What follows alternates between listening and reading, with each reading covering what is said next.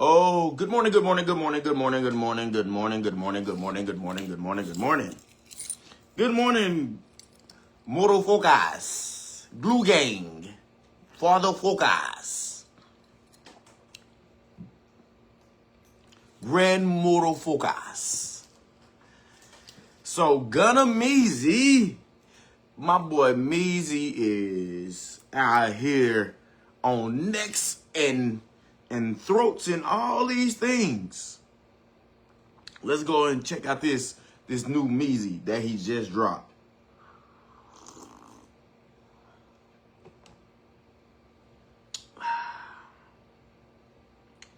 Facebook, where's Facebook?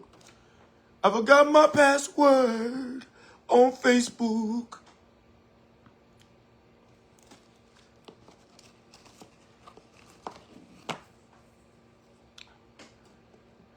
East side of the bell,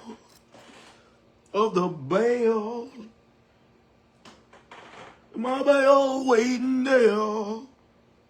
Did I pull back them sheets? Climb on top of me. I don't think. Let's see, Gunna Meezy. They said spinner out here spinning. They say spinner spinning. First off, fuck your fame or whatever you bang. Use a big sucking bitch playing rainbow games. Your partner got hit up in Houston, you ain't even go help. Ola runner got smoke, but you ain't even go step. Your partner's looking down at you, they probably sick in the bitch. Need a link with 20 rich, cause you that's crazy. Quick. Your bitch told me she used to see how much dick you can take. Wanna be young boy so bad, you let them nut on your face. Holla murder game with no bodies, you a bitch, you scared. Round cool money, cause you really wanna fuck trap boy Freddy. Nigga told me how you really getting fucked in the pit. Happy when they call for showers so you can watch nigga dick. That's how you got your commissary, you gon' suck something. You can't go to sleep at night unless you got your butt plugged. Thumb in your mouth, head out watching butt torn. Sean Cotton there, you got his money about a butt torn. You fighting baby mama cause she fucking for the right nigga. She sick of you stealing all her dildos with the light in it. Niggas blowing past you with this money, you be so mad. We know you check your chin back, they should've took your gay ass. Means that they be hating on you nigga, yeah. Wrecking shit, checking shit, I got these niggas scared.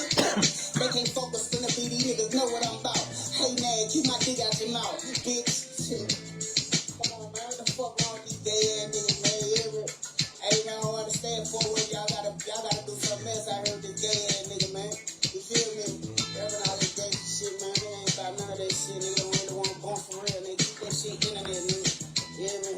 I'm around Fort Worth with 200 shots. Please keep it internet. Please.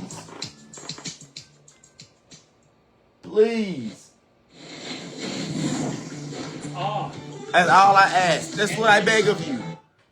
Gunna, y'all keep it internet, please. First off, fuck your fame or whatever you bang. Use a big sucking bitch playing rainbow games. Your partner got hit up in Houston, you ain't even go help.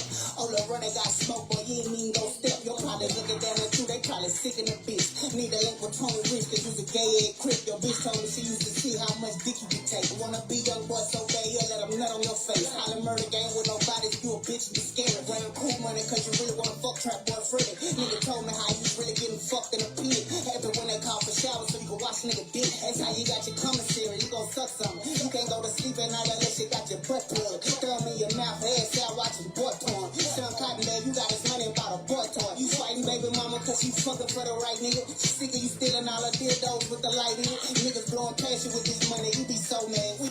That nigga said, hold on. That nigga said, yo, baby mama sick of you stealing all the dildos with the light in it. They got dildos. Well, they do have dildos with lights in it. Kyron, you say you play with dildos with lights in them, and they your baby mamas. It's kind of weird. Okay, yeah. They be hating on you, nigga, yeah. Wrecking shit, checking shit, I got these niggas scared. They can't focus, finna be these niggas know what I'm about. Hey, man, keep my dick out your mouth, bitch. Come on, man, what the fuck wrong with these gay ass niggas, man? Hey, man, I don't understand for what y'all gotta do something else. I heard this gay ass nigga, man.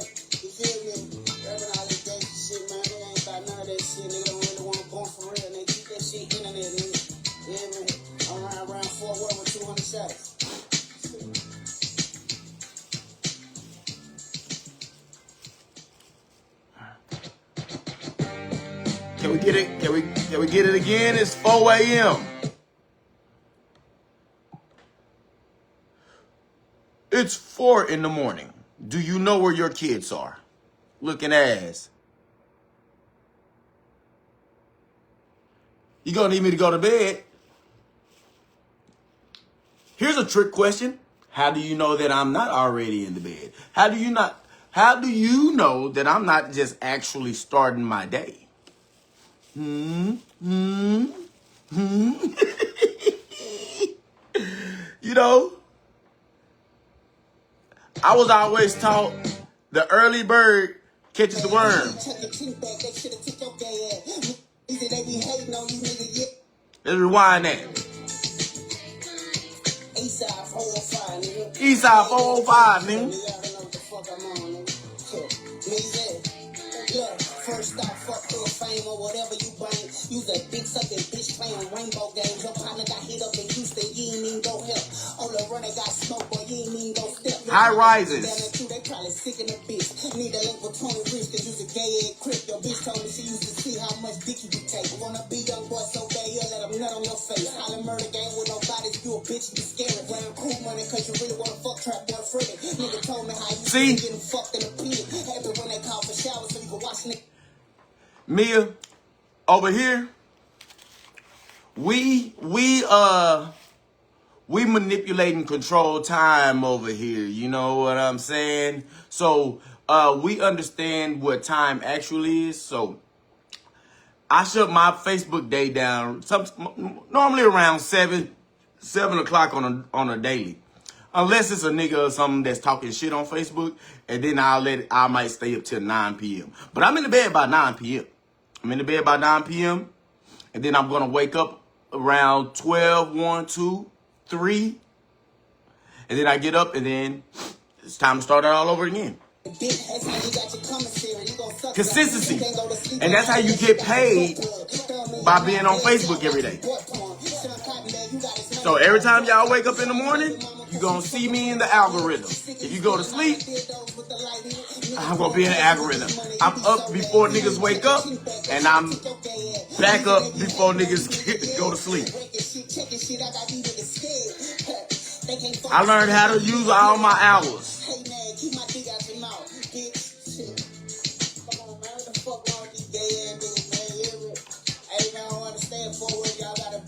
Yeah, for work, y'all gotta do something about Go Yayo out here spreading butt cheeks and then telling niggas we can go 15 songs and then telling niggas that he gonna do something to them in the streets. Just gotta keep it internet, man. We gotta keep it internet.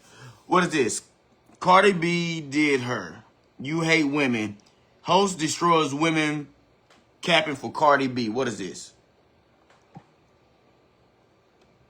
In her face. What I'm saying is she's doing what she wants to do. So you think that Cardi B knowingly went to Stephon?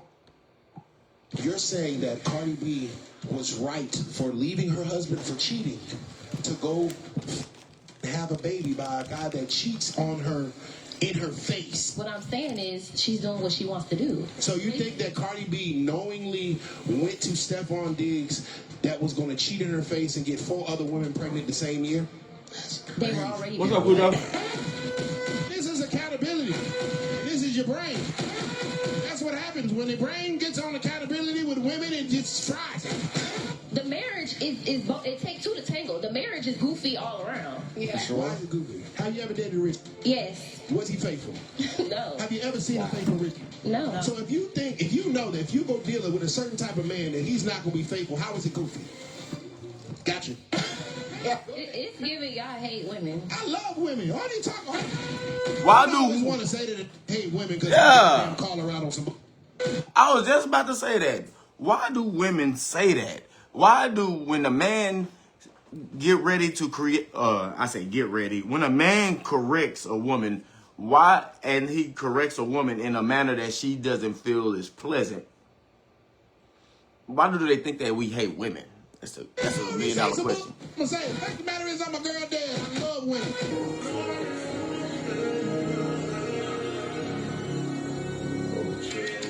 So knowing that the first topic of the discussion for tonight, ladies and gentlemen. Knowing what we now know about Cardi B's and Stephon Diggs' highly viral, highly public relationship now coming to an end, did Cardi play herself, or did she make the right decision for leaving her husband Offset? And we will start with West Coast. Yeah, start with me, because what do you mean, did she right? I don't really understand, like, why she can't just be having fun? At least she left her husband to have fun. He stayed with her. That's disrespectful. Wow. She walked away to vibe out. She could have stayed with him and got on his level. She was cheating on As a him. woman, she walked away and went and handled her business. So I don't understand why she getting all this backlash. He done did all that to her. What? I'm trying to see it balance out. Drop a bomb, I'm triggered. Backlash because she showed up pregnant and she still was married at the same time, simultaneously. This is one of the vows when you walk down the aisle that you do not break. So showing up with a baby is definitely the reason niggas is looking at her crazy. Respectfully, Mr. Regardless of what Offset did in their relationship, whether he cheated or not, she actually took a vow under God that she would be married to him. She actually came back with a baby. So that is crazy. That's another form of diabolical when it comes down to actually breaking your vows. You actually had a baby while you were still married, which is crazy. Okay. I don't know. Okay, Listen, okay, so- ugly money, Nietzsche. Sanders here. I'm trying to figure out. Y'all talking about breaking vows like he didn't break his first. He did. If he signed the papers, the baby wouldn't have happened during the marriage. Sign the papers. Sign No, the but papers. Offset didn't have a baby. Drop another bomb. Offset didn't have no baby. Offset was out here f***ing around. That don't make it right. But having a baby is a whole other level of diabolical. You cannot compare. It does not compete. And we are not going to act like she's not out of bounds. Respectfully, Queen. Respectfully. That paid them good. It's not your turn to talk. We don't want to hear that. No, go ahead, West Coast. Go ahead, West Coast. Go ahead. So her life supposed to just stop for him. Right. He don't sign no papers. You can't do. You know what I'm saying? Like nothing goes forward until you're legally divorced from me. If he ain't gonna So never stop West that, Coast, I like to think of you as one of my smarter, intelligent friends because you know we talked earlier. We said words that we described ourselves, and you know, intelligent was one of the words that you described yourself. So you're saying that Cardi B was right for leaving her husband for cheating to go f- a nigga and have a baby by a guy that cheats on her in her face. Is that what Please answer responsibly. you saying? I'm not saying she's What right. you saying? What I'm saying is she does what she wants to do. You don't think she knowingly walked into her. So you think that Cardi B knowingly went to Stephon Diggs that was going to shoot in her face and get 4 other women pregnant the same year? That's They crazy. were already Yeah, pregnant. right. What's up, sir? Tomato. This is accountability. This is your brain. That's what happens when the brain gets on accountability with women. It just fries it. Fact of the matter is, Cardi left a nigga for cheating for a nigga that cheats in her face. Cardi left a nigga that was throwing some to a nigga that was making some kids with. Okay, I ain't saying that Offset is a goddamn free man in this, but he didn't shoot up no club. He didn't father no kids. He didn't bring that from the outside in. Stephon walks into the goddamn Super Bowl with the other kid's name on his belt, not Cardi. Damn. And you saying she right? Come on now, you one of my intelligent friends, goddammit. And that's why we don't look at Cardi as an example or representation of what marriage is supposed to be like. First of all, celebrity couples. But at the same time, it's still going to send a message as to what, like she said, she just having fun. She just doing her thing. You see, she just justified what Cardi did, not even to say that anything that she did was.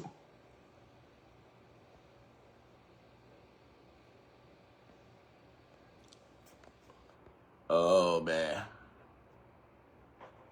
Wrong. You gotta think about it. You get with these certain type of guys. You don't think Offset already dealt with multiple women. He's a celebrity, rich guy. They were already, that whole dibbling and dabbling was already going on. You just chose to leave out of the situation because possibly you just didn't want him anymore. You actually wanted something else, so now you're gonna blame it on the fact that he was messing around with other women when y'all already probably was doing that together anyway. So what it does, it paints a horrible picture for women to now follow that type of narrative, and that's where the problem comes into play. West Coast, it just don't make sense. West Coast, I'm just trying to understand. It don't. Your turn. It's coming. I know. Get you. Yeah. Just pop your hookah, baby. There you go. It's still fine. Don't worry. This rebellious Chantel. Knowing what we know about Cardi B's highly public relationship with Stephon Diggs is now allegedly coming to a close. Do you think that Cardi B played herself by leaving her husband for Stephon Diggs? It's a touchy topic. I mean, I feel like she should have kind of just went solo with it. I don't think that he should have been the next, person up, like out of everybody that she could have been with. I don't think it should have been him at all. You feel me? But I mean, it is what it is. Like, she's a millionaire, so she can do what she want to do. I'm not saying it's right morally, The money. but Offset been getting girls pregnant. Only difference is he paid for them girls to get abortions. Like, Drop a bomb. That's a big difference. Paid to go and have that abortion. You see the difference? Now there is a child from another man in the situation. It can't be the same. Maybe they reconcile, maybe they won't. But having that baby changed your whole situation respectfully.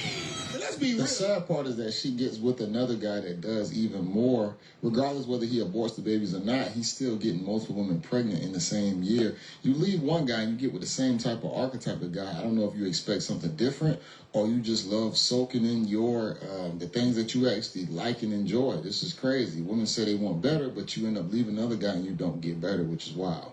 Ladies and gentlemen, I think every last one of y'all on this panel has dated a rich nigga before. You all know that all rich niggas gonna do what they do. But it ain't no babies and no diseases. That's the rule. Offset didn't break the rich nigga rule. We all know the rich nigga rule. You know damn well, West Coast, if you date the nigga that make over 7 figures, he gonna do whatever the fuck he want. Wow. If that nigga don't bring no babies and you don't gotta go to the clinic and your pH value, Offset didn't break the rule. I miss distraction. Now that Cardi B and Cardi B and Stephon Diggs' relationship is allegedly over, do you think that Cardi B played herself or she was right for moving on with Stephon? I mean, to tell you the truth, she can do what she want to do. You know what I'm saying? She already got the baby. There's nothing else. If she want to go solo, she got enough money to take care of her kids. She got, you know what I'm saying? Even if it was a publicity stunt. A publicity stunt by You know what I'm having saying? a Like, to baby? get some ratings. You know, A baby is a publicity stunt? I'm saying, Drop a bomb again.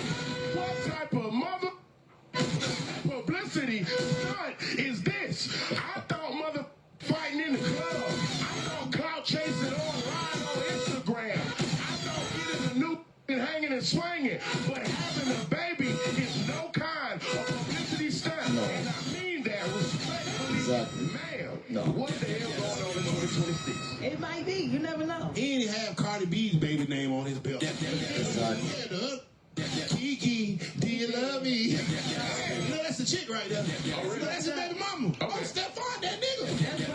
The girl that Drake was singing about, Kiki, do you love me? Like, that's Kiki, that's his baby mama. Damn, Stephon get around. That is crazy. Oh, you ain't know that? Yeah. I got a question for y'all. Go ahead. I got a question. That ain't the way the show set up. You gotta wait to the end. Rebellious intent.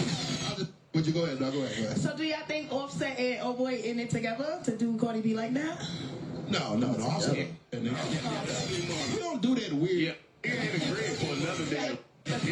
No. Yeah, nigga ain't about to get together like, we about. Yeah, look, Offset is upset. Y'all women do that dumb shit. Get together. Facts. Women definitely want to get together and set a guy up. Hey, go talk to him. Go mess around with him. Let me make sure that he actually cheating. Guys don't do stuff like that. I'm not about to send my guy to go bust down my female just to catch her cheating. That's weird as hell. Try to destroy somebody. No, we don't do that. Offset don't put that in. That nigga and Offset were kind of cool. They took pictures together. Now you gonna double back and swing back my bitch. But you know, go ahead. what about morally? What if she just wanted to keep the baby morally? Where everybody believes in abortions. Like, just because she... Not They mad. believe in her vows either. That is true. Orally, it said adultery is wrong, right? Orally. obviously more. So it's okay for her to have a baby with another nigga while she's married to another nigga. Goddamn baby got Offset last night. Morally, it's not morally when it comes to that. No, so morally she could go get cracked by another nigga. She's still married under morally God. Another man. Say it's morally incorrect because she kept the baby. She morally made. She can morally carry her ass back to the luxury apartment.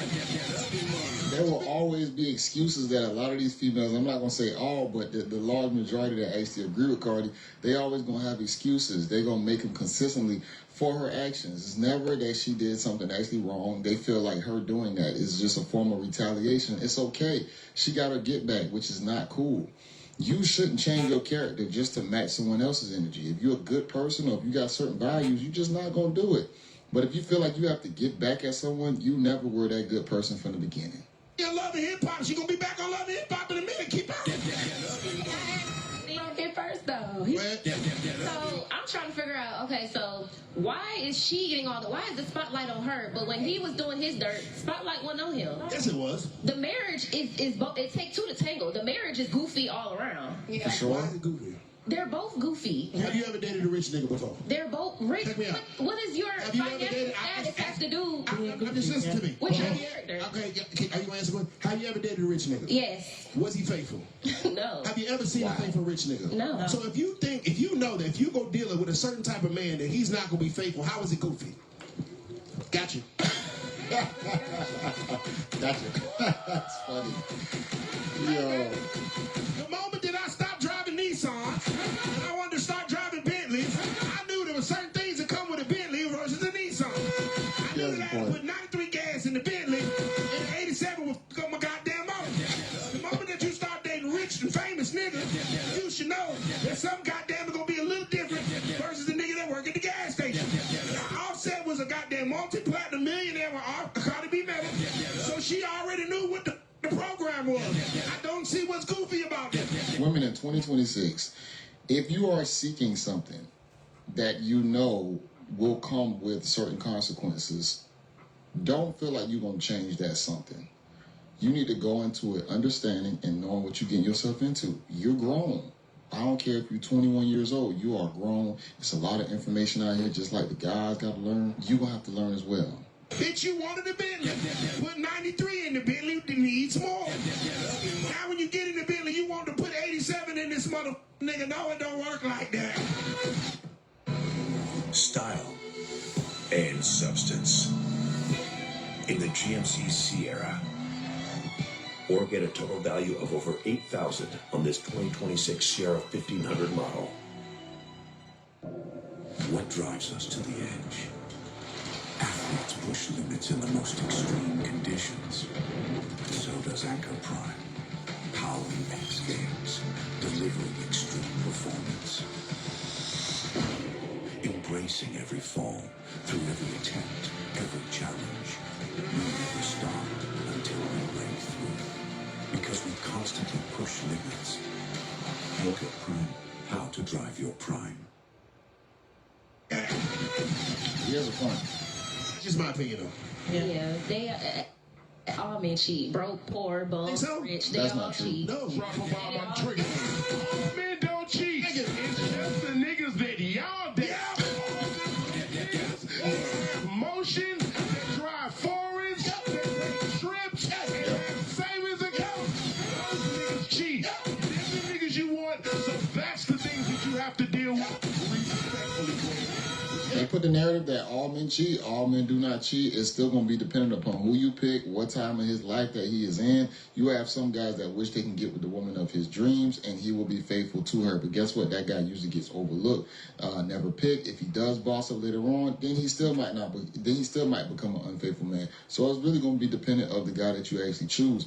But if you're choosing guys of super high caliber that have a hell of a amount of options, don't feel bad if you exercise them. Just being honest. Niggas like me, I cheat. When I first met you, I wasn't a cheater. Guess what? You ain't pay me no attention, nigga, in West Coast. Oh, Guess damn. what she at now? See? On my show, because I'm at No. Mama, I made it. Women don't like niggas that no other want. No woman want to sit there and date the trash man that no other want. Nigga, don't nobody like you.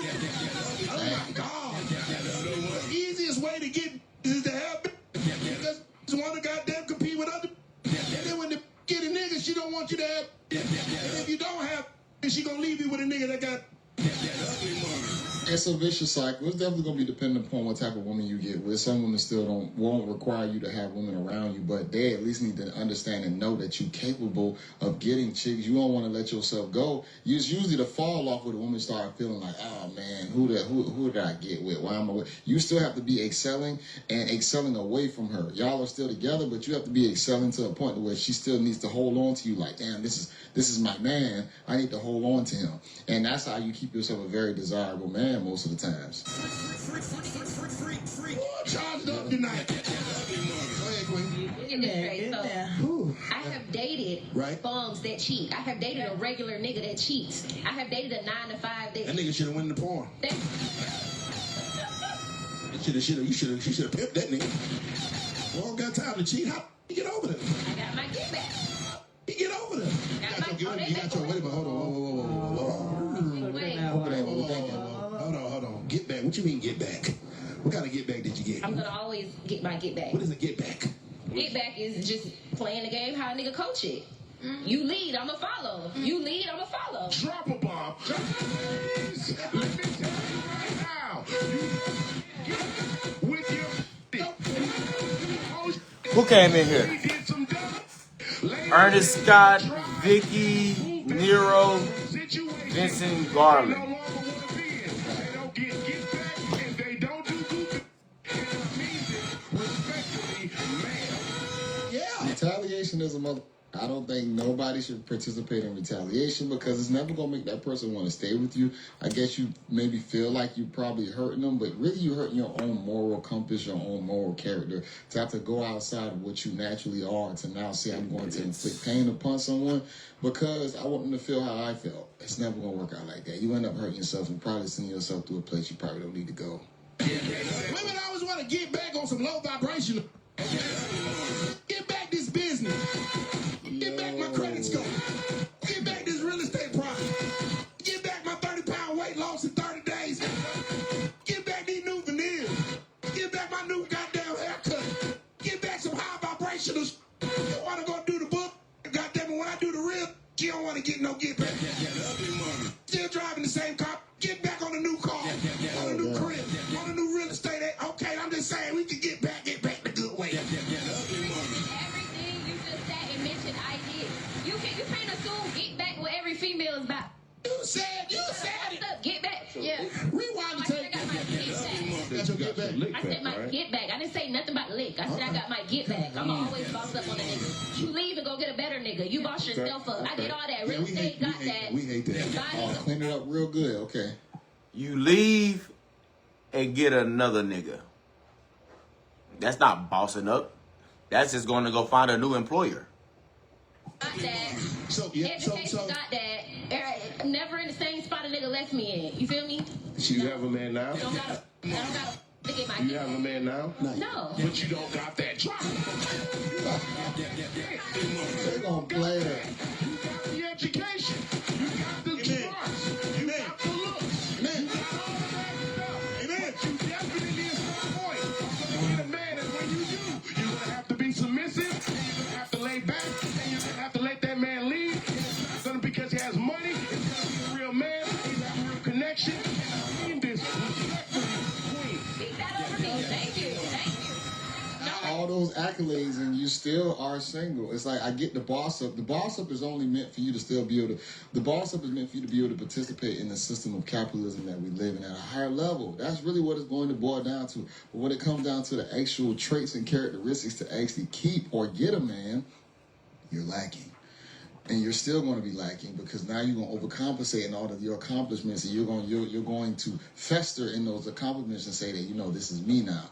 That don't mean you put in the work to actually maintain a guy because we're very different. So it's gonna be hard when you start conflating the two. But hey, it is what it is. We be happy single. Uncle and ISO Joe say this. Don't What turn is your the thing price after the of best submission NBA from this high-value man? Let's see what they Hello, say. it's your favorite sports thunk here. Don't forget to hit that subscribe button to join the fastest growing community on YouTube. Remember, Nightcap doesn't happen without you. So please subscribe or you're going to make Ocho cry.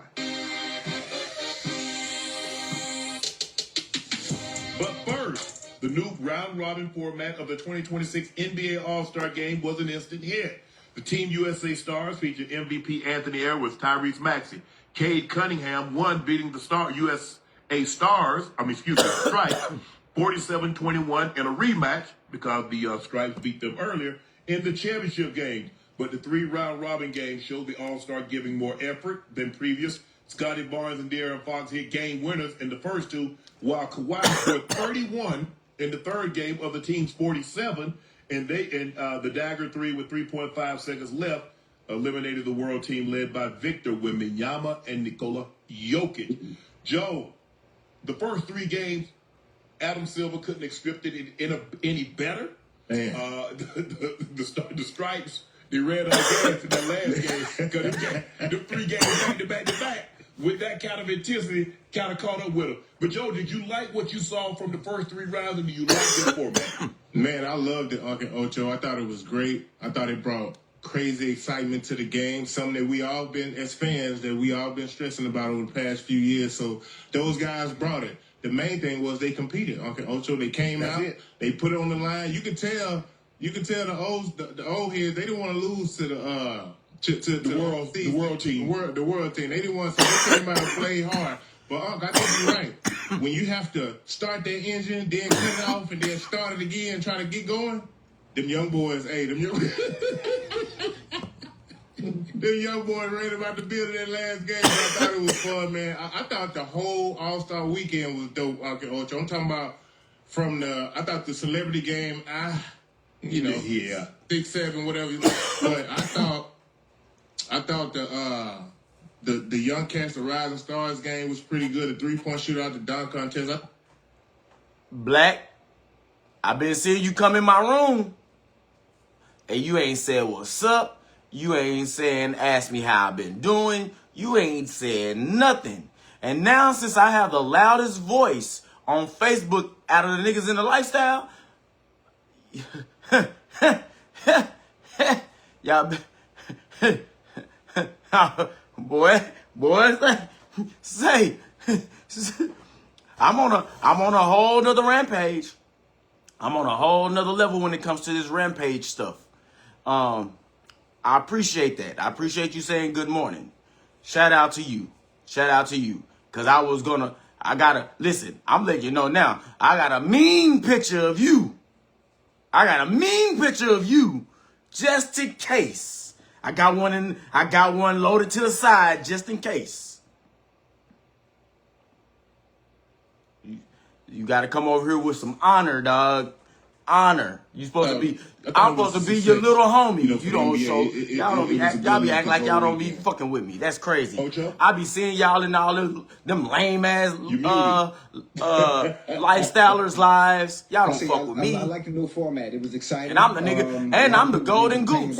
I'm the one to make it cool for everybody to get on here and do this shit. And y'all don't come to the source. Not playing to their full potential. Out there lollygagging, playing around. Y'all be fucking around with people. Hurt. Shout out to Chad. Shout out to Chad for that. Y'all be out here fucking with people who don't even live up to their full potential. Y'all hang around with people who don't reach their full potential. They like taper off. They got into the lifestyle because they wasn't popular in the regular clubs and shit like that. So they came into the lifestyle and they found them a lane. They got them popular, maybe because they suck dick good. Some sexual activities that they do very well. You're not looking for anything. I don't know what that means. We're all looking for something. You guys to compete. There's only one time out the year where you get all the stars on the court at the same time. And the format that they have right now. The main thing that most of y'all are looking for is the big homie upstairs. I ain't saying you, but a lot of them people in that world, they looking for something. I'm not saying you looking for something. But you in that world, and you know that the niggas, the lame ass niggas that's in that world, and the lame ass hoes in that world, they looking for something. They looking for some type of validation. But at the end of the day, they ain't gonna get validation from none of us. So they gonna get validation they go get validation. They need to go get validation from God. That's all I be trying to say. Find something to do. And you know the thing about it now? Them niggas hated on me so much, right? Them niggas hated on me so much. And I ain't say a lot of people's name. But now Facebook pays me to say names. Facebook pays me to go live and make videos about you. Not you, Black, because I don't want people, because I know the way I talk, I'm a run along type of nigga. I'm gonna have run along sentences. I make niggas run along. I make bitch run along. And I make these niggas run along. That was a triple entendre for those who don't understand music. But nonetheless.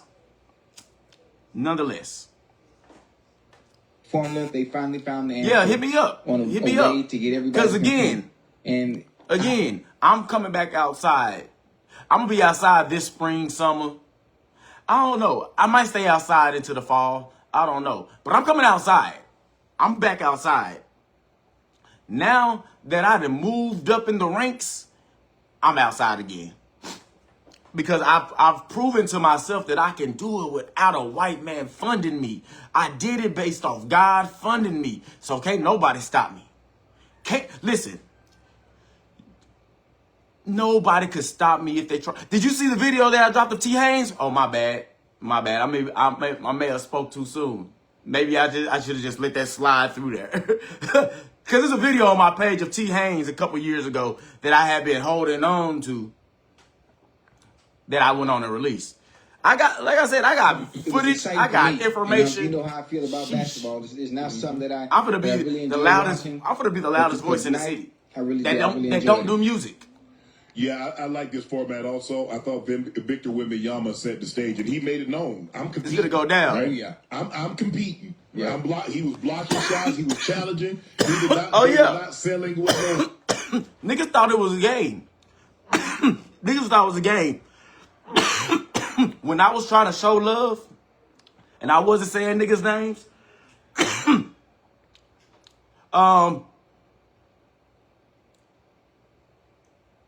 your grandchild's father.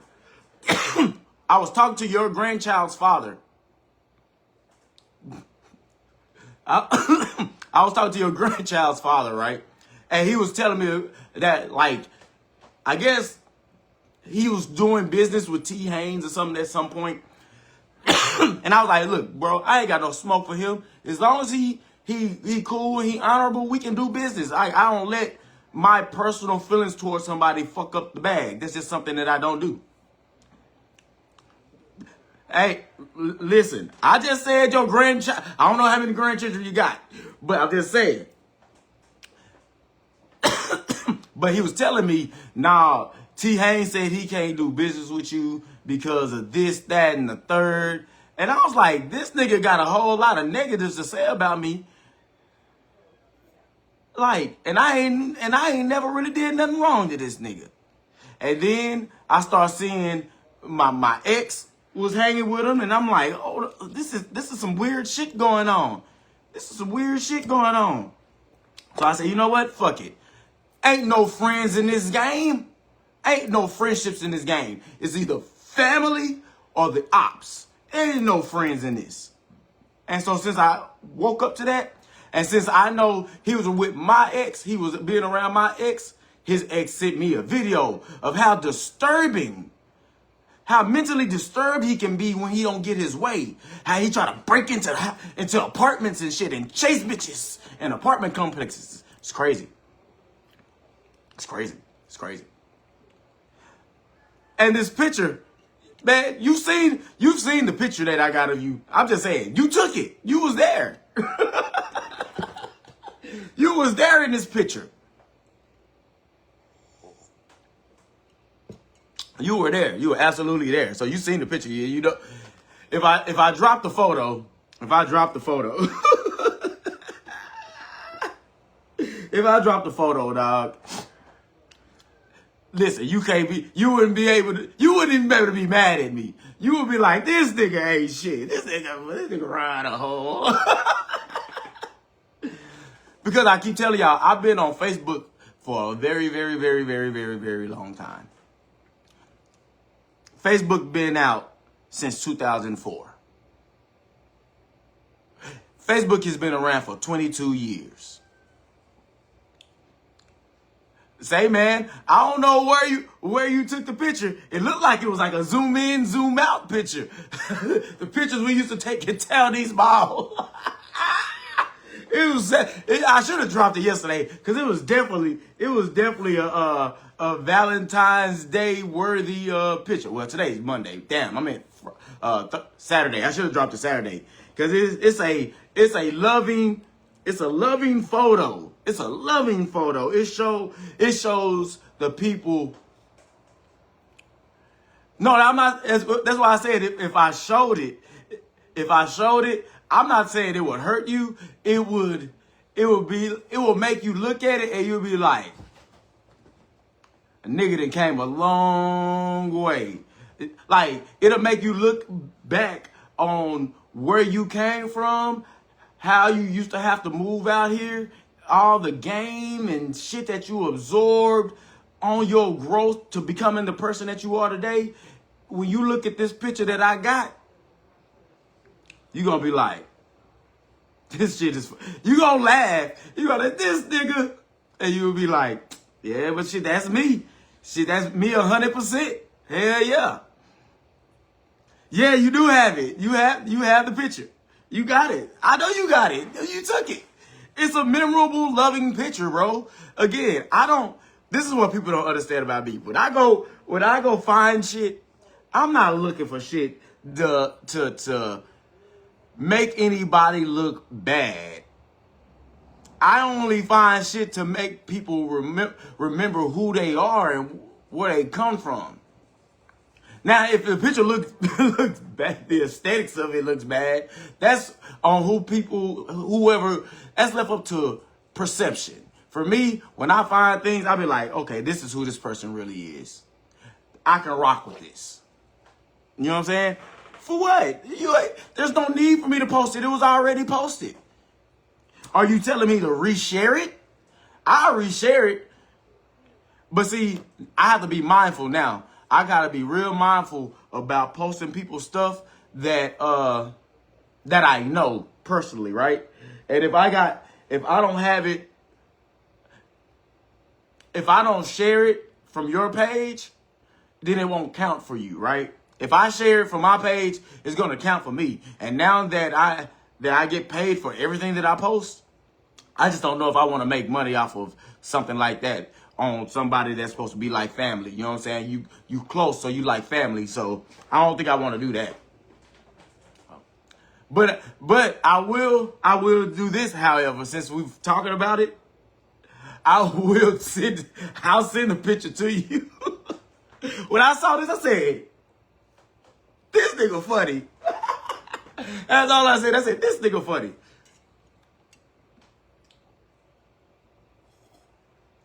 But I love you, bro. And I try to tell everybody, at the end of the day, when this shit is on the internet, man, this is all fun and games, it's jokes. Niggas take shit real serious and they get real sensitive and impotent. Like, it ain't that serious. And what I be trying to teach niggas is, remember, everything you post on the internet is forever. I'll send it to you. But everything on the internet, bro, a lot of this shit ain't even really worth your real lifetime. It may be worth your mental time, like when you just scrolling and you just trying to kill time and you bored and you on Facebook just looking at shit and posting shit. Yeah, that bored time, yeah. But your real time, a lot of this shit ain't worth your real time. Like any nigga who hear me, like when I was talking about Toya fat ass. Toya fat ass came over here bothering me. Yeah, we do go back further than the book. The bitch bothering me, so I call the bitch what I want to call her. Because she playing with me. I get a nigga trying to defend the bitch, and the bitch ain't even fucking the nigga. But the nigga said he was gonna slap me because he don't like how I talk to women. That's when I learned, Black. That's when I learned what my mama and my daddy told me. They told me, when I be around a lot of these niggas, notice them. They don't have a lot of pee about them. They don't have no play about them. They don't have no pimp about them. They don't have none of that. These niggas are 100% full-blown haters. They gotta hate on the next nigga to get the bitch. And I just never understood that. This nigga came and he told me he was gonna slap me. I'm like, you mad because I'm talking to this bitch like that? You don't even know me and this bitch's relationship. I know this bitch was sucking a nigga dick that lick booty holes and send niggas dick pics. Like, you don't even know my relationship with this chick. But yet you want to play Captain Save-A-Hoe for a hoe that don't want to be saved. You get my drift? So when these niggas start getting mad at me for how I'm talking to a bitch that ain't they bitch, I be like, you know, you gotta chill, G. Relax. That bitch ain't your bitch, dog. So I realized these niggas be in their feelings, and I'm like, okay, these niggas get hurt playing around on the internet thinking somebody else is playing. What up? I mean, but you got to understand, you and I ain't everybody's cup of tea either. A lot of people can't take you. Listen, I got 13,000 followers now. Motherfuckers is taking this shit, and they liking it. Congrats, nigga. I'm just saying. Listen, while all these niggas are sitting around talking, you still got haters too, though. You still got haters. But you're supposed to. What is the old saying? If you ain't got no haters, you ain't popping. I mean, hey. As long as they keep their hate digital, I'm all for it. Like, I've been trying to teach people how this shit work for the longest. Everybody, your daughter came up to me and she said, "Boy, you messy." And in my mind, I'm like, how do y'all get the fact? What do I do that makes me messy? Can you be honest with me and tell me, do you think that I'm messy? In some aspects, yeah. And what makes me messy? Digging through people pictures, bringing their family in it when you shoot at him. Okay. Just keep it about him. They didn't do nothing to you.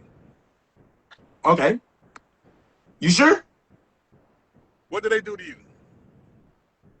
Anybody that I talk about has already said either A, made a threat to me. Oh, okay. Okay, it's different. I didn't know that. And that's what I'll be trying to get everybody to understand. Once someone opens their mouth to me in any type of form of fashion that seems negative. Okay, you remember Paid in Full? You remember when Money Mitch was in the car with Ace Boogie? He said, any nigga that looked at me wrong, owes me money, or ever said any jealous bullshit about me is fucking dead. You remember when he said that? I guess you live by that movie. Don't you want to be paid in full? I mean, but at the end of the day, they were acting. But that's a real story. They got paid to say that. No, again, don't you want to be paid in full? Right? I'm gonna get mine. Right? Paid in full. Although those are actors, that's a real life story based on true events that really happened. So when I learned that was a real story, I went and studied the real people and saw how a nigga can play like they love you and be your partner and be willing to snake you right there while they standing next to you, putting in work for you and still will snake you. So regardless of how it can be a movie or not, that's when you need to determine the real from the fake. Yes. And so since I understand that, a real one's never gonna make a threat about what they're gonna do to me.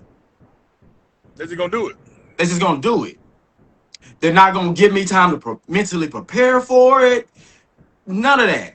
And so a lot of these motherfuckers be getting on here and they'll be like, niggas is crazy. Niggas is crazy. I'm getting on here saying outlandish shit. I'm on here posting me going to jail. I'm on here posting my mugshot. You don't think that I'm just as crazy as the next person? The only difference is I'll show what I've done. These niggas just want to live off the the mystique of what they have done. A lot of niggas are still living off their high school reputation.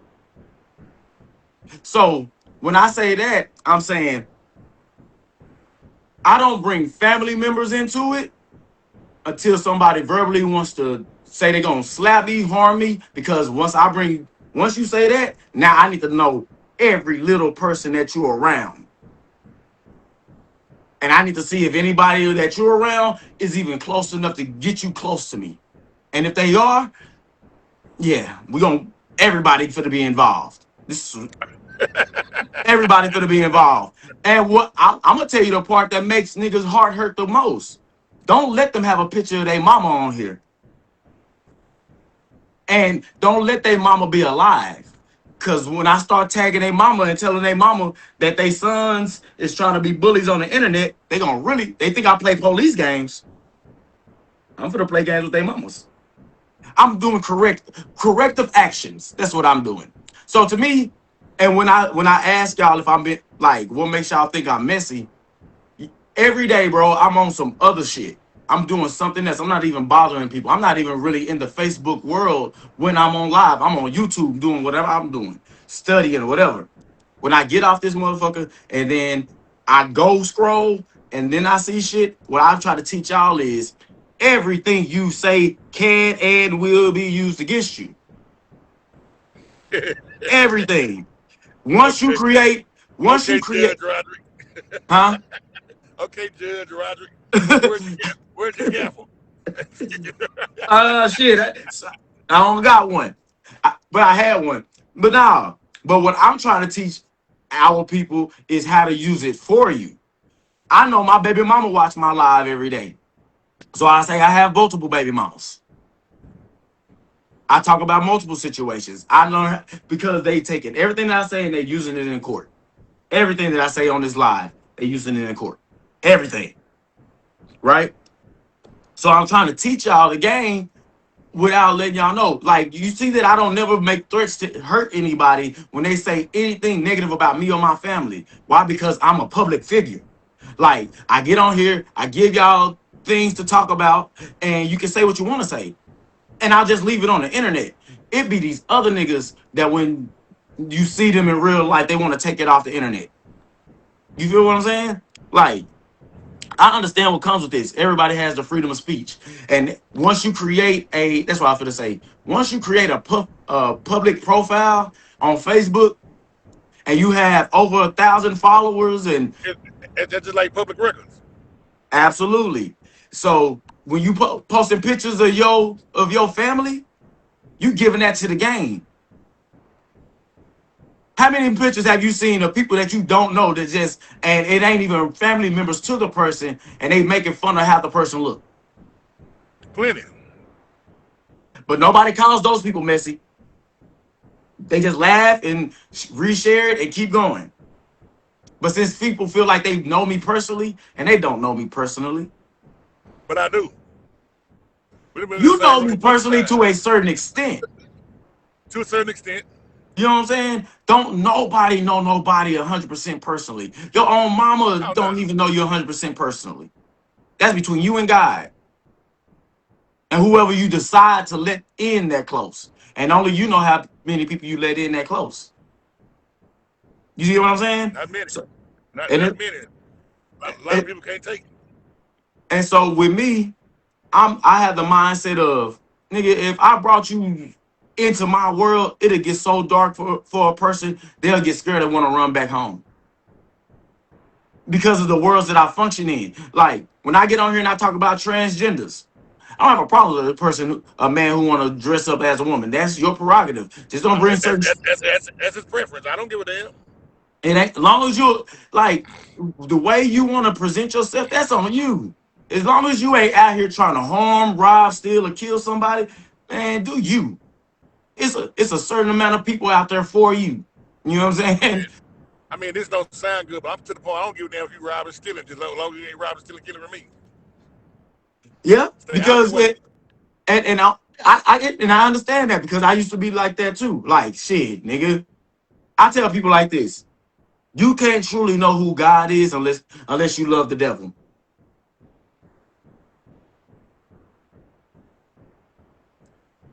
chew on that one. You will never know who God really is until you learn to love the devil.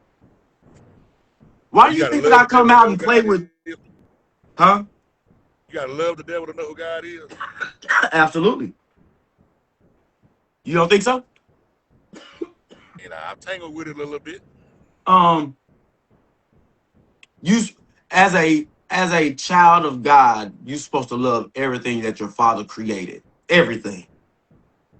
You're supposed to love it. Maybe not like it, but you're supposed to love it. You're supposed to cherish it because your father created it. And then in the sense of things, you got to understand who the devil truly is. He's still one of God's creation. God put him here for a reason. God put the devil here to show you that you have choice. But he also put the devil here to make you make a decision. You see what I'm saying?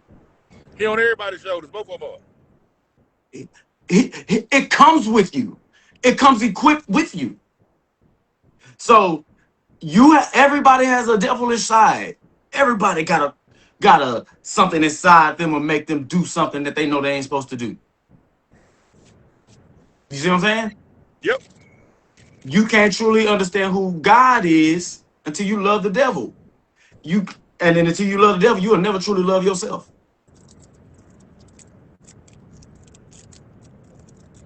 Are we having church this morning? I don't do church. I don't do church. I just talk. I like to have real nigga talk. Like we don't talk about the real shit. Niggas is scared to say what the fuck they thinking. Not what they feel, what they thinking. When I'm looking at Facebook and I'm outside and I see all of this weird shit going on, of course, in real time, it's like, okay, that's them. They doing it. It ain't me. That's their life, right? But it's still fucked up. It still makes you question, like, where this world going? I like to show this off because a lot of niggas can't do this. And niggas are scared to do this. I like to show this motherfucker right here. I show this motherfucker. And when I tell people that my daddy, huh? It's a birth certificate. Yep. And when I tell people that my daddy is God, what name you see right there for father?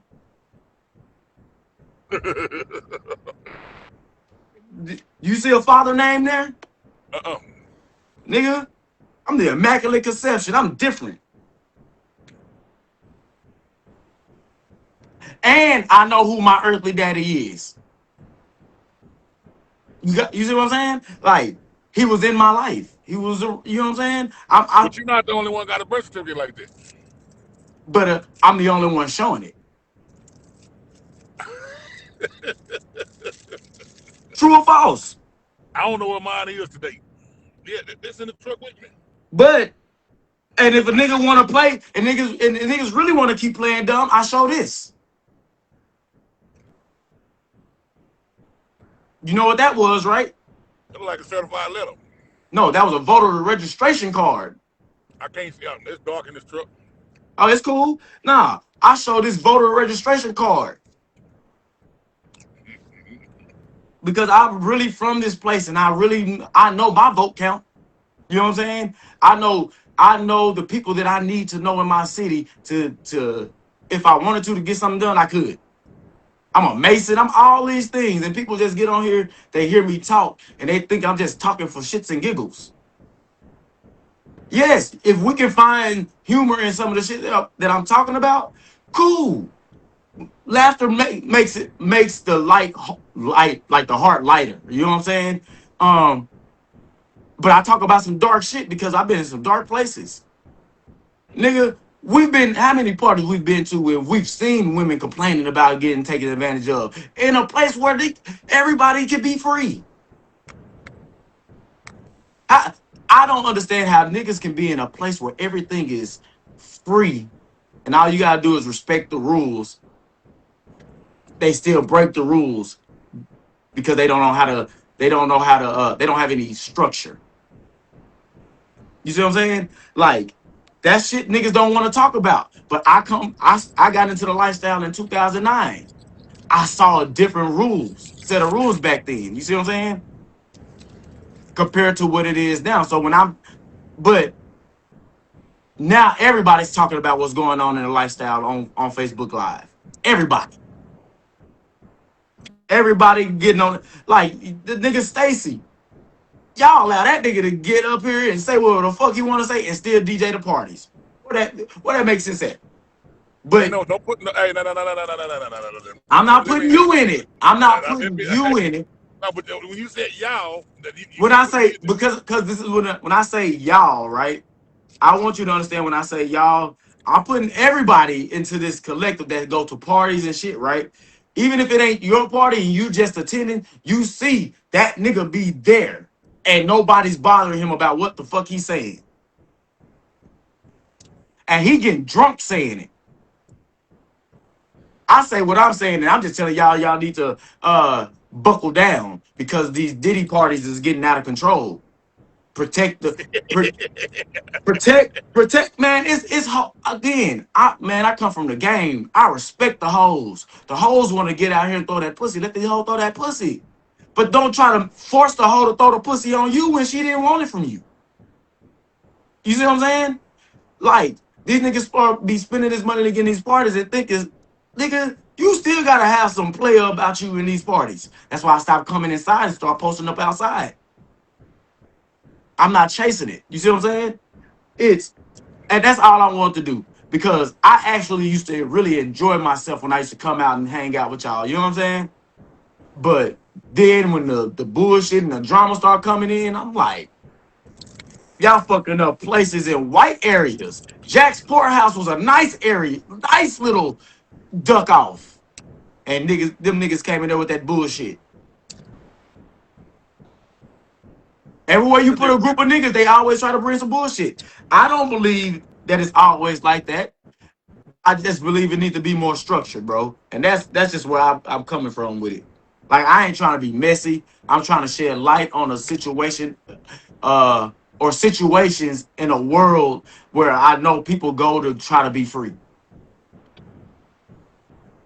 Like, when you have the real world just always judging every little move you make, and then you come into this world where you can just feel free. The fat girls can walk around naked and feel sexy. You see what I'm saying? And niggas will flirt with them, make them feel good. That world used to be protected. Now it's like that goes back to you saying my grandfather's daddy. Mm-hmm. You said that being funny. Me and him done had a conversation. Well, oh no, I said your grandchild's father. Yeah, your grandchild's. Well, because again, everything ain't for everybody, right? You knew, me and you know, right? And that's normally how I deliver my messages. I'll say some shit, and I know and now I really want you to keep it in mind. I have 13,000 people following me now, right? So when I do my content, do you think I'm aiming to tell the story for the people in the city to hear it, or my whole demographic? Your demographic. You paint the picture, and you let them decide if it's a good or bad picture. But I typically, and even if I said y'all first names, do you think the mass majority of my people know who y'all are until you say something? Nope. And that's the thing. I tell stories based off the things that I see off the internet or that I personally was there to see. You know what I'm saying? But a lot of people who know me know who you're talking about. True. That just depends on how many grandchildren you have. How many do I have? And see, that's my thing. How many kids do I have? I tell people I got over 20 kids. And I'm a virgin. You see what I'm saying? Like, the internet don't know what's real and what's fake. But if I ever tag, and this is what I try to get most people to understand, if I ever tag your name, I'm trying to bring some light to you. Right? Even if I get on here and I accuse a nigga of doing some shit, I'll tag his name so he can come over here and say and clear his name.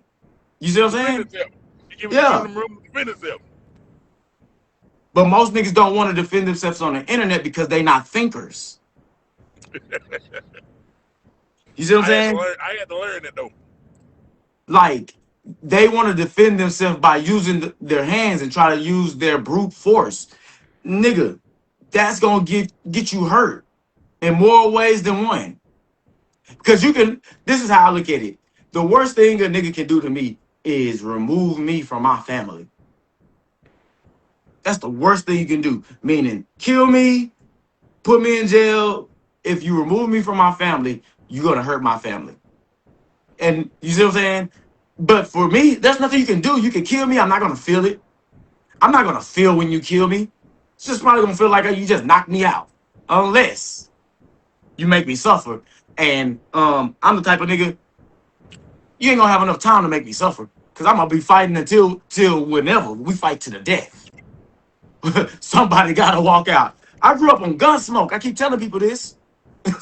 I grew up on Gunsmoke, Rifleman, shit like that. Old nigga shit. So I just want my people to wake up. We're in a digital world now. Your digital footprint matters, nigga. You can put my name in Google. You gotta put it in, right? But you can Google me and it'll tell you who I am. There's a lot of these niggas. Everything about you. It's gonna tell me everything about you. Yeah. Where you went to school, if you've been to jail, you got a record, everything. It's public record. But a lot of these people, they don't have it.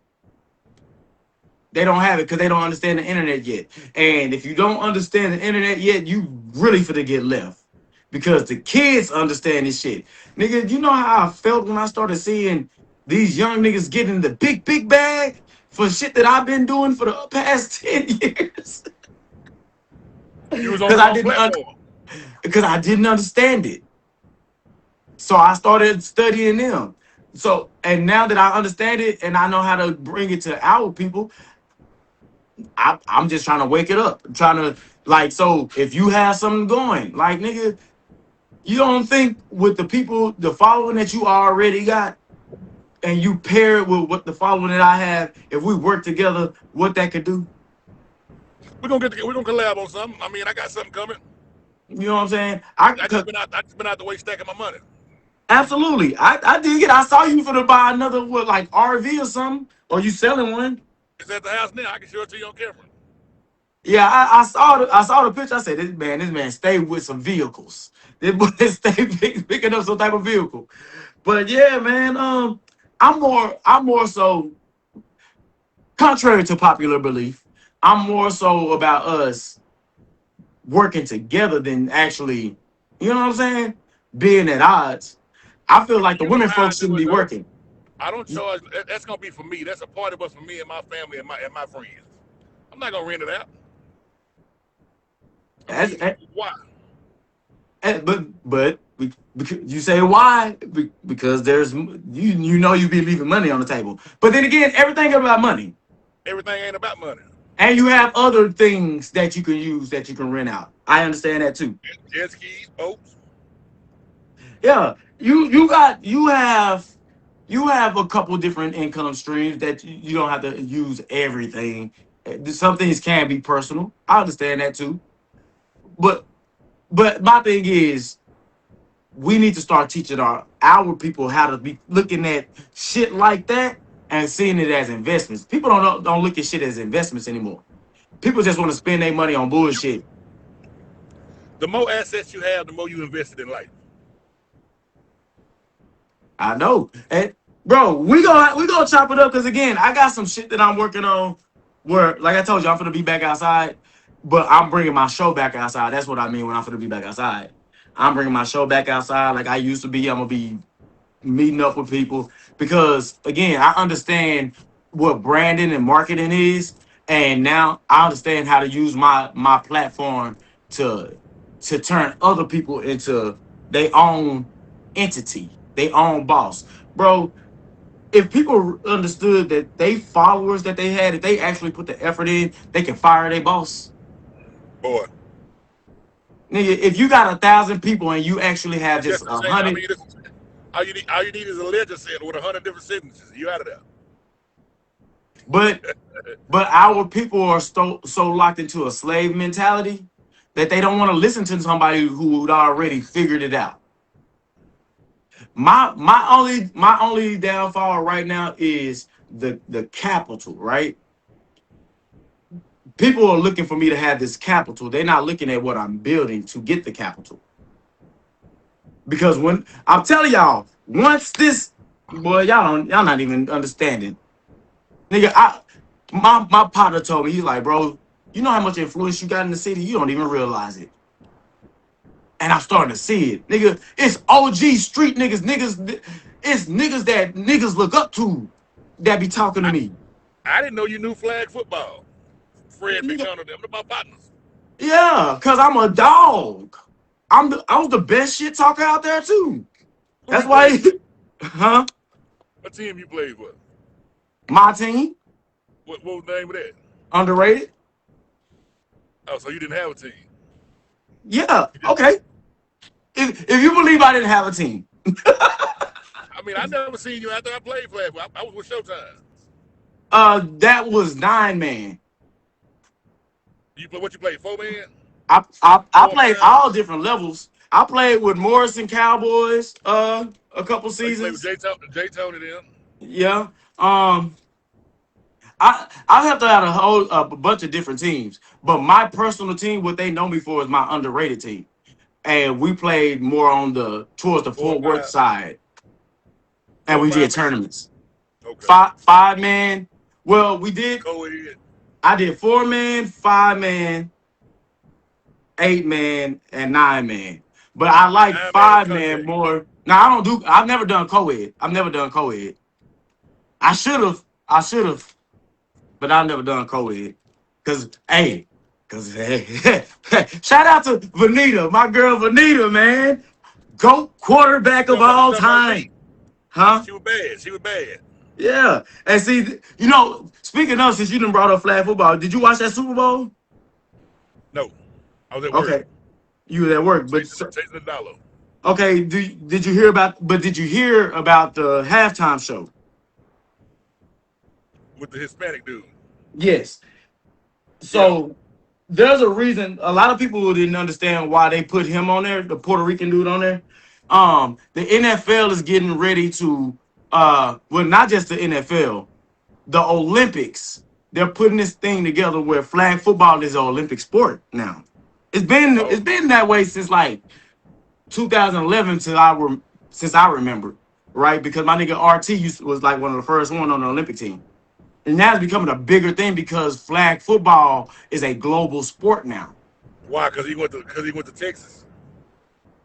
He knew the right people. Like, I guess when they first started doing the shit, it was like the team he was on was a bunch of scrub-ass white boys. And he was the only dog out there. And they still won. You know what I'm saying? But after him and then my nigga Webb and Frankie and all them, they was going out. Yeah. It was three Webbs, really. And so when I started seeing the movements that they was making, and then when the NFL Network put the AFFL, it's four of them. It's actually more than that. That's Spud Webb family. That's Uncle Spud family. I'm talking about played 9-man though. Oh yeah. They used to get upset because they was all on the same team back in the day. When they would like do 5-man tournaments and they be like, all the Webbs on one team. I'm like, nigga, they brothers. Let them play. And they dangerous too. They only dangerous to niggas who don't know how they play. They ball. I give all them niggas the business, Black. Nigga, I need to see that.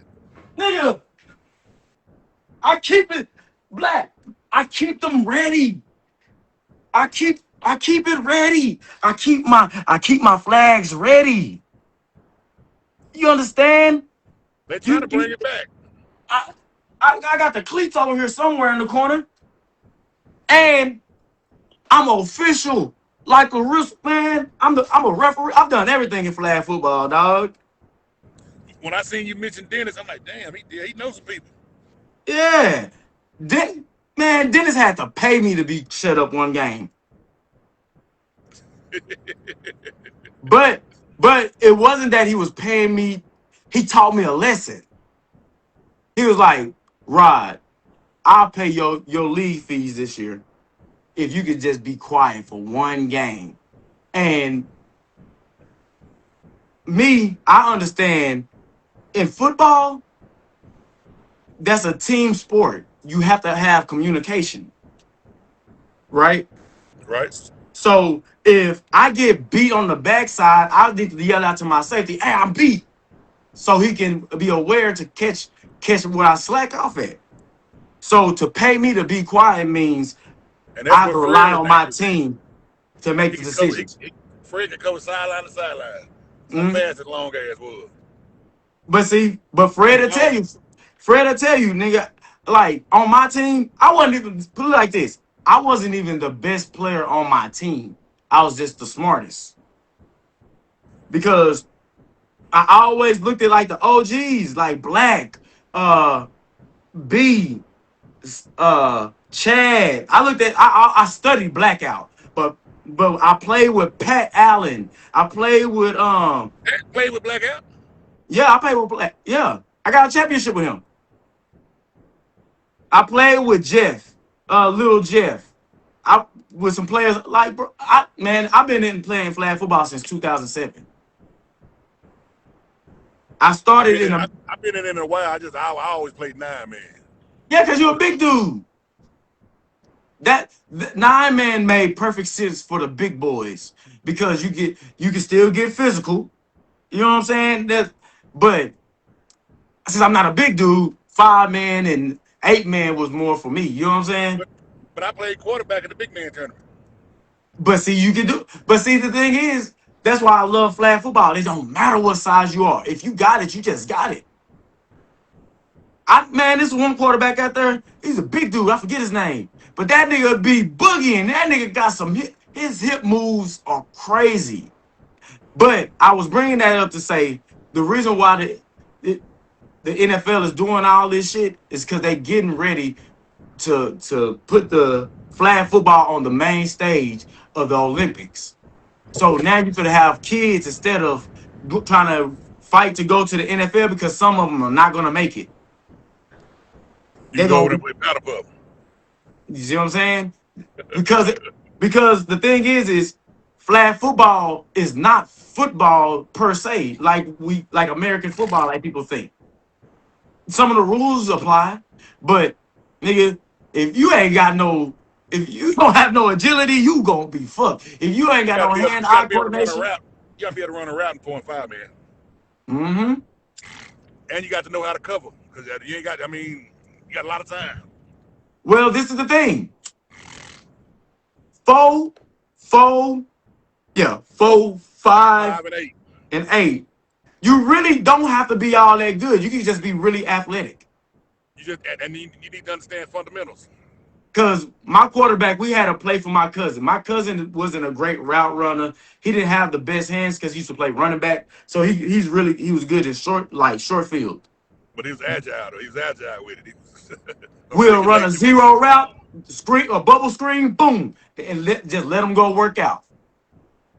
But that's what I'm saying. Like, if you don't know how to pull flags, you're gonna be fucked trying to guard that all day long. Then they brought the dip. They brought that dip to it. Oh man, Shout out to my Asians. Yep. Listen, bro, I'm telling you, I played wide receiver and cornerback. I done picked off some of the best quarterbacks in this league. Shout out to Tim Polley. Shout out to Mario Martin. I done picked off, man, because again, I'm Black smart. wasn't consistent though. Huh? Black wasn't consistent throwing that ball. He had dogs though. He'll tell you. Why they had him back there? Because he had dogs that all he had to do is just throw it up. Jarvis, them, they were saving. Lacey. Jarvis. That nigga. That's funny. I remember that nigga fought Mario. That was the funniest shit. But yeah. You never went to Florida and played? Yeah. I went to Orlando. Back in 2015, 2016. I rolled the car with Fred and Black. You said what? We used to go out to try to play for that big money. I used to want to try to go. I never played in the big money tournament like Roswell, and the AFFL. Those are the ones that I wanted to play in. Fresh won that a couple of times. Yeah, I know. That's what made me start studying. You know, if you want to be good at anything, you got to study the people who do it the best. And so, like, Havoc took Blackout place. Yeah. And I they see. they I doing a bunch of things also, with the kids right now too. I also, cause my little cousin played for Havoc, for the little league team. But I don't. It's still some shit with Havoc organization that I just don't rock with. It's still about money. It's still about money. It's not about the love of the game. It's not about, you know. And this is, I'll talk to you about this off camera, since I know that you're in the flag football world, because you know me, I'm a creator. So I'm trying to create a new sports league to rival flag football. Now that flag football is competing with contact, I got something that's gonna rival both of them.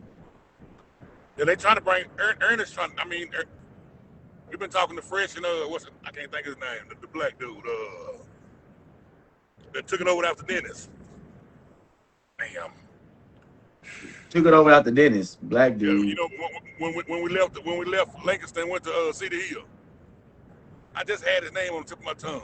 Royce. Oh, okay. You know, Royce took it over after Dennis.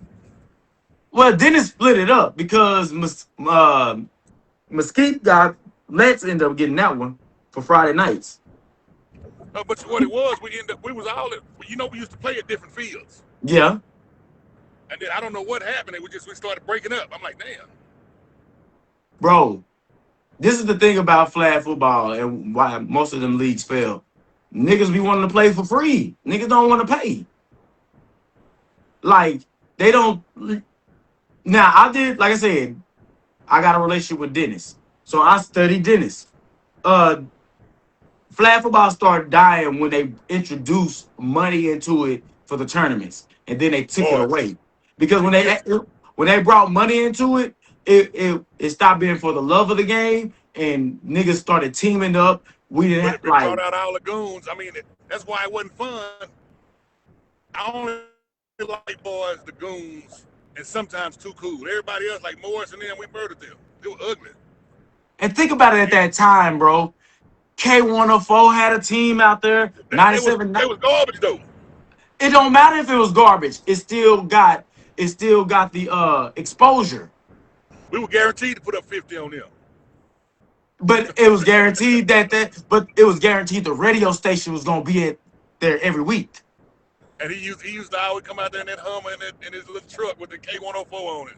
I'm like, man, y'all garbage. But see, my mindset is that's K104, that's radio programming. Ain't nobody else. Huh? K104 was better at basketball. But this is the key though. The person that's representing K104, I don't care about who their teammates are. I need to know who's working for this company, who put this together, because that's the person that I need to know.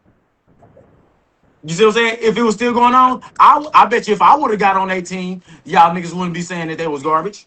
You wouldn't put up 50. You crazy. I ain't never played on a team where they put up 50 on me. Ever. If you played on Marshall when we played, you got 50 put on you. Never. Because Jarvis is the one that brought me to Morrison Cowboys. Never. Jarvis left the Cowboys and came to us that next year. He did. We were losing, but we didn't get 50 put on us. And we whooped shit. You better ask Jarvis. We didn't put 50. Listen, what I'm trying to get you to understand is I don't know what y'all did to him when I wasn't there, but I ain't never had 50 put on me. I am a difference maker, bro. Let me get Fresh on the line.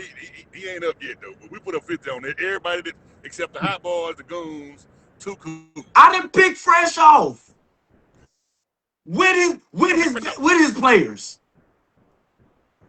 A lot of people don't pick Fresh off. Don't matter. I'm not talking about everybody else. I'm talking about me now. I'm a difference maker. It don't matter what team I'm on. No. Listen, Black. The year you played with Jarvis, we ran the ball for over 100 yards a game. Listen. We had the baddest line in the league. I hear what you're saying. I'm just telling you. It's proof in the pudding, though. I'm not telling. Listen, Do you believe that two things can be true at the same time? Shit, 5 things can be true at the same time. 5 different And, people telling the truth. and you know, and this is what I'm trying to get you. You know, you're the only man who has beat me as many times in chess. Like nobody ain't never beat me that many times in a row. You're Right? not good as you think you are, though. I'm better than what I think I am. So your game done got better? No. By you beating me that many times, unlock something else. You see, every loss ain't a loss. It's a lesson. It's a lesson. So you made me even better in chess because people are trying their hardest to beat you because they don't want to lose. But you don't have to be intelligent to play chess. You just need to know what move does what and think moves ahead. Yeah. And so, and reason why I said, that's all. I just out-thought you. And no, it's not that you was out thinking me. It's I was rushing my thoughts. No, real talk. Because and when I say I was rushing my thoughts, I wasn't playing defensive. I was playing offense. I was trying to go get you. I'm sometimes coming to get you at some point. Yeah, but see, it's almost like Floyd Mayweather in a ring. The timing, like you countered it well. Like at that time, you could be Mayweather and I could have been Canelo. Or you could have been Bud and I could have been Canelo. I whoop a majority of the niggas, but I'm still $100 million fighter. You see what I'm saying? At some point. No matter what point, I'm still $100 million fighter. Because again, a lot of people wouldn't even think that I know how to play chess. I mean, you wouldn't have thought that about me either. I absolutely would. Why? Have you ever been to jail? Yes. When exactly? And this is what I learned. The last time that video that's going viral, me getting arrested, that last time I went to jail, I played chess against 5 niggas in there. And I beat 3 out of the 5. And them 2 that I couldn't beat, it was a young nigga younger than me. And a real older nigga. I think he was probably like 60 It was an old head. It was an old head who taught me. He beat me 100 games without his queen and let me play with mine. And so think about how many times I sacrificed my queen early in the game and was still like. I don't need my queen though. And that's me. Grow up. And to me, that's normally how I beat people. I would sacrifice if I don't beat you in the first 2 to 3 moves, I'll sacrifice my queen because I'm gonna be like, man, I already know this is what they're trying to get to. So I'm gonna go ahead. You see what I'm saying? I like my rooks and knights more than I like my queen. But what I realized about the game of chess is the game don't end until the king fall. Right. You can have a stalemate. Is a knight. Mm-hmm. I mean the pawn is the strongest piece on the game. They grow up to be anything they want to be. And that's what I love about it. Because some pawns last it'll be a pawn and a king.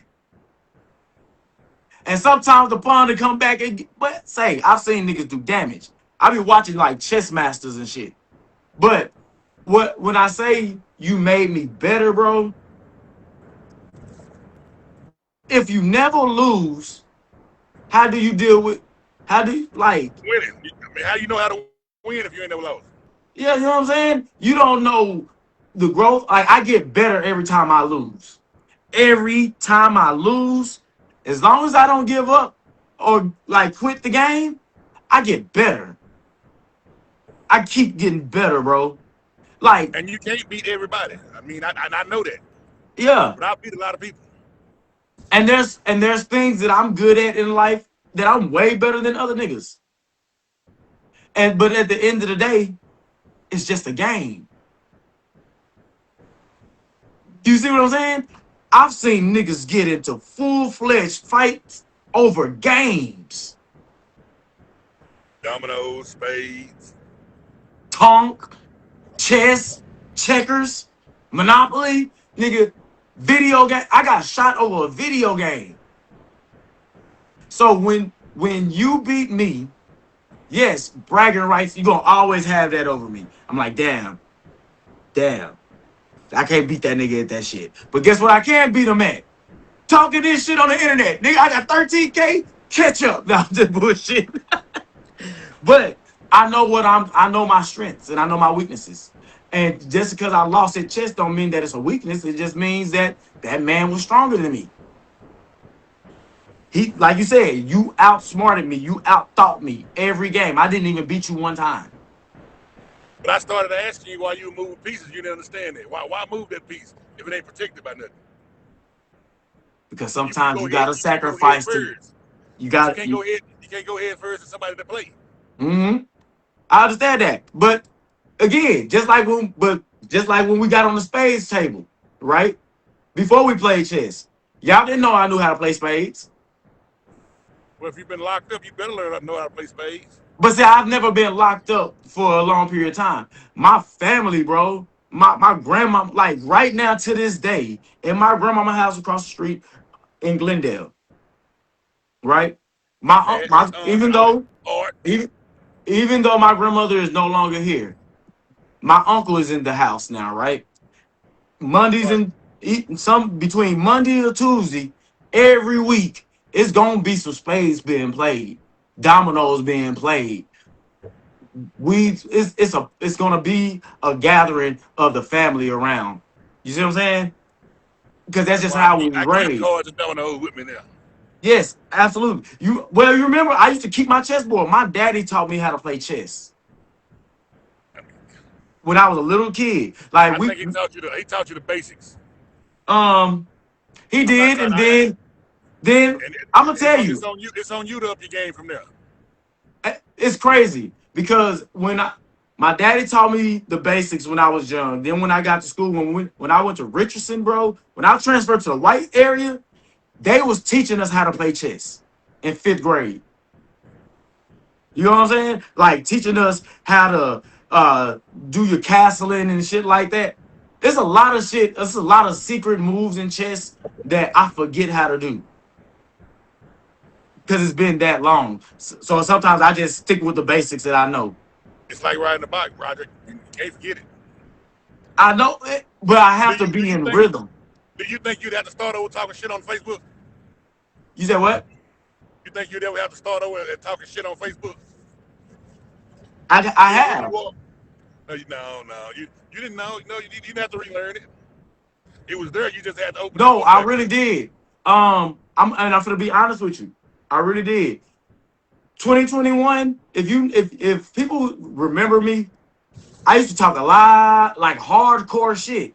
And then when I got put on child support in 2021, I was still because I took a hit, and I was like, okay, let me adjust. Then I lost my job, and then that's when you had the Challenger. I mean, the Charger. Yes. Then you went to that. Then you went to that little brown car. Okay, no. Okay, so I had the Scat Pack in 2020. That I flipped my shit. That was the one that. Then you got another one. And then I got another one. Another one. The second one came in 2022. 2022. Let me make sure. I pay attention. Yeah, 2022 is when I got the other one because I was working at Spectrum. Then then the girl took the car back. I caught the note up and everything for her. She took the car back. Then I went back to my Kia. Right? That's the little brown car that you did the brakes for. Yep. Oh, whatever you did for it. Bro, that car broke down and bro, it humbled me, bro. I was living in my car. I had to move with my cousin and all the way out in Prosper. So the bark that I used to have, it wasn't barking no more. I had to start figuring some other shit out. I had to because I was living. I had children in the house with me. I had, you know what I'm saying? I'm trying to get back on my feet. That's when I was working at U-Haul, and I really wasn't talking shit. I was really just quiet. And then I made that post, and that shit fucked up the whole shit. I got kicked out that house, and then I had to. So I'm like, man, but I became more of an animal. When I saw how the internet treated me based on me just trying to bring a conversation to light before shit got out of hand 3 years ago, and niggas flip that shit on me and start calling me a pedophile because I was just cracking a joke. That humbled me for a second. And then I had my homegirl, shout out to my homegirl Erica. She was like, shit, you said that shit. It got me fired, everything. It made me realize, oh nah, the internet ain't shit to play with. And so I understand it's a game now. So now that I'm here, fuck it. I can't get fired. I know everything that I'm saying is being used against me. But once I get off of here and I go outside, none of that shit is like nothing that just happened on here is like it never happened. Nobody, when I walk down the street, know what just happened. You see what I'm saying? Like to some aspect. I mean, but some people do. People who follow you and people. But you want me to tell you what the people who follow me be saying about when they see me? Especially down here at the corner store. Even people I got people who follow me that I don't even know follow me. They see me at the store. Roderick? And I'll be like, yeah. And they'll be like, man, you funny as hell. Keep doing what you're doing. That same shit that Charleston White be saying, that shit is real. But I've also had real encounters with niggas who see me at Jack's Poorhouse and try to approach me on some shit that I done said, and they be like, nigga, I don't like what you said on the internet. Nigga, you gotta get out your feelings before it get ugly out here. You know what I'm saying? Like, nigga, mind your business. If you're a man trying to talk to me about what I said on the internet, you should question yourself. You see what I'm saying? That because I see niggas say a lot of shit on the internet. I ain't going up to a nigga. Roger, this is my broker. I'm gonna call you right back. Bet. Yeah, I see a nigga saying a lot of shit on the internet. And it don't never move me to come say something to them in their face. If anything, if I want to say something to a nigga about what he done said on the internet, just come to the internet and tag the nigga and say, hey, what you say? Like King Bizer saying that we were sweet. And I did listen to that song. It's okay. It was mild. It wasn't caliente like that hit 'em up by Gunnameezy, but it did what it needed to do for what he was trying to, for whatever point he was trying to get across. Y'all know what time it is. It's almost 5:55. It's time for, oh, you know what? We need to get the Eric Thomas in. Thank God it's Monday.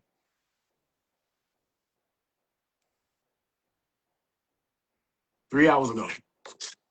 File your taxes. Get your biggest refund. And make it go further.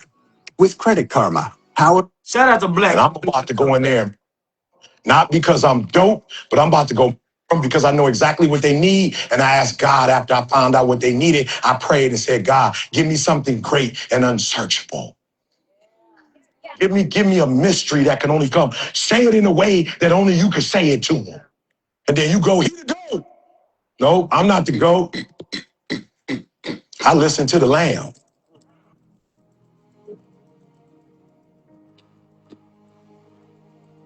It's a secret God showed me years ago. Why most of y'all don't blow up, because it's about you. And they sense it because they want it to be about them.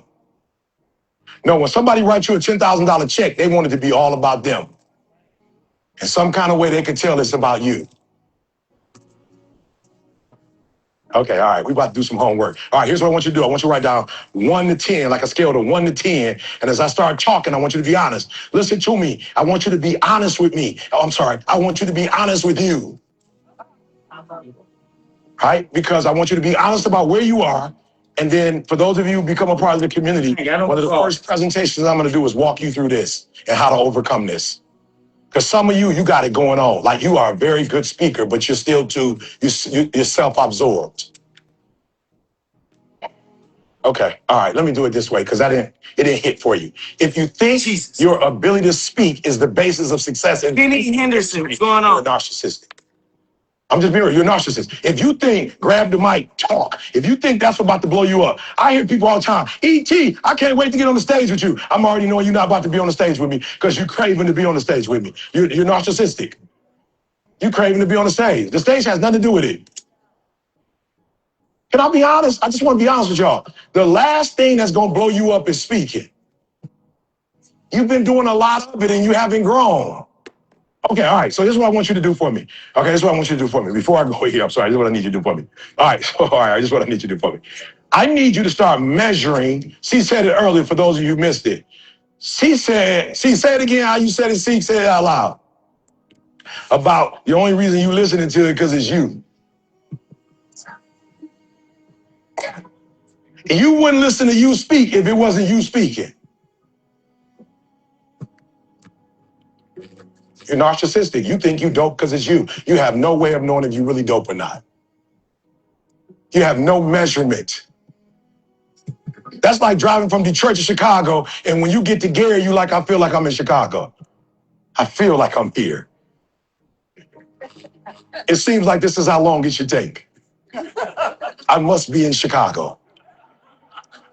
You feel me? It feels like I'm like, you ever driven somewhere before? You feel like I should have been there. The only way you know if you're a dope speaker or not is if you have a tool of measuring. So if you speak 50 times and nobody's called you, something is wrong. No, I want to be honest. So from moving forward, this stuff we're going to teach you. Moving forward, if you put out content for a whole month and you don't get a call and you looking at it like it's broke, you sick. You sick. You put it out and ain't nobody calling you, ain't no movement taking place. Matter of fact, you're sick because you put stuff out and you didn't even care if it was dope or not. Because you thought it was. You had no measuring tool, but you just put it out and you felt good about what you said. As if you were talking to you. So moving forward, whenever you put out content, you need to have some measurement. When I put it out, what is it supposed to do? God says, when I put my word out, measurement, it will not return to me void. Measurement. When you pay your tithe, measurement. Open up the windows of heaven and pour out blessings that there shall not be room enough to receive. Measurement. And I will rebuke the devourer. No, measurement. He said, prove me now in, said the Lord of hosts. No, it's measurement. I ain't just telling you to return the tithe because I ain't got nothing else to do. I don't need your money. Well, a man robbed God. I want you to know when you pay your tithe, there's some measurement. If you don't see pressed down, shaking together, and run it over. If you don't see Andre Holly, what's the rebuke, then stop paying your tithes. Top of the morning to He said, prove me. Measurement. How do you know your stuff is deep if you're the only one grading it?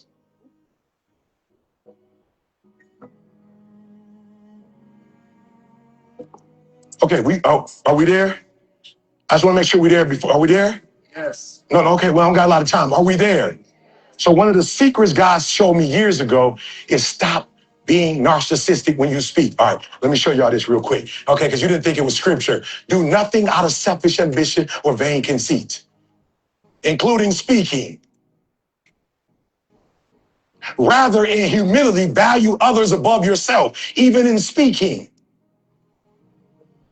Not looking to your own interest. This is the greatest way to fail. And you know why you mad? And you know why you hurt with God?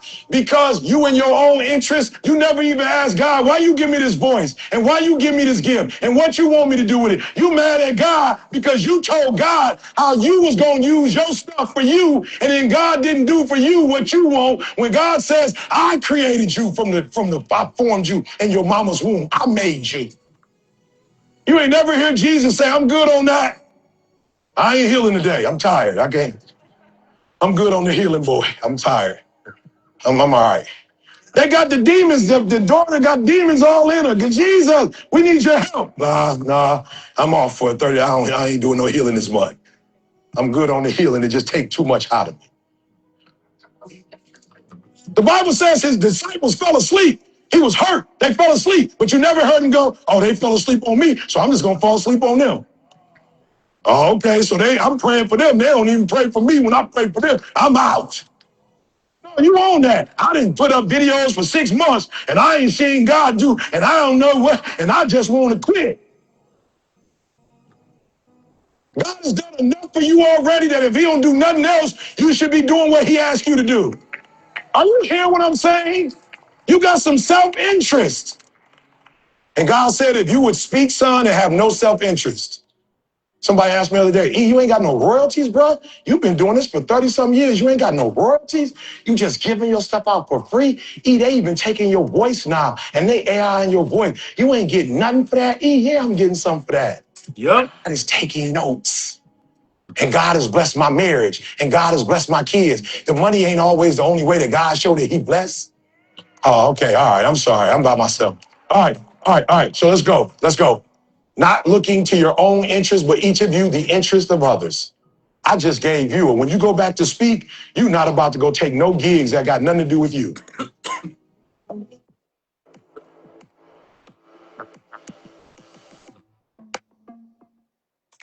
$19.99 for 2 pizzas and 2 sides? Oh yeah, it's Domino's perfect combo.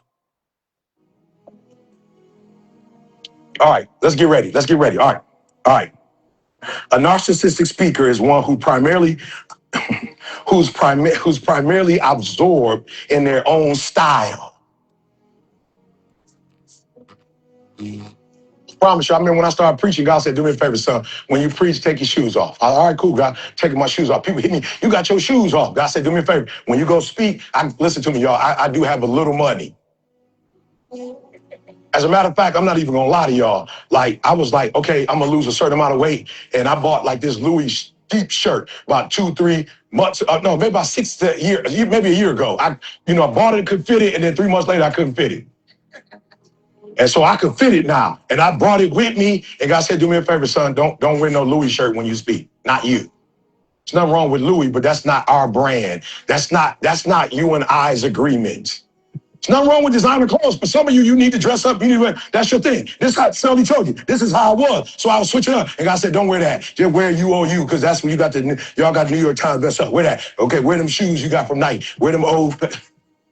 I don't need it to be about you, son, today. It's not about you. I just need you to be regular. I don't need no attention brought to you.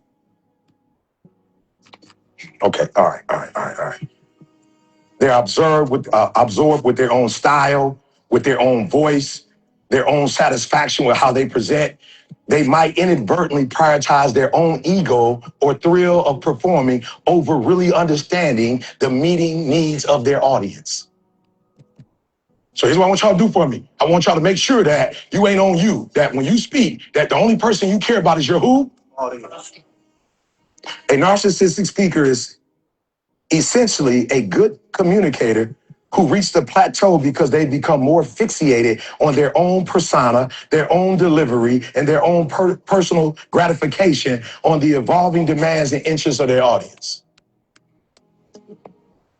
They might rely heavily on what worked for them in the past without adapting to what the audience in front of them currently needs. So when they say he could just do a message on the spot, he don't need no notes, that's not the truth. What it is God says, do me a favor, son, don't get him that rerun message. Don't get him that leftover stuff.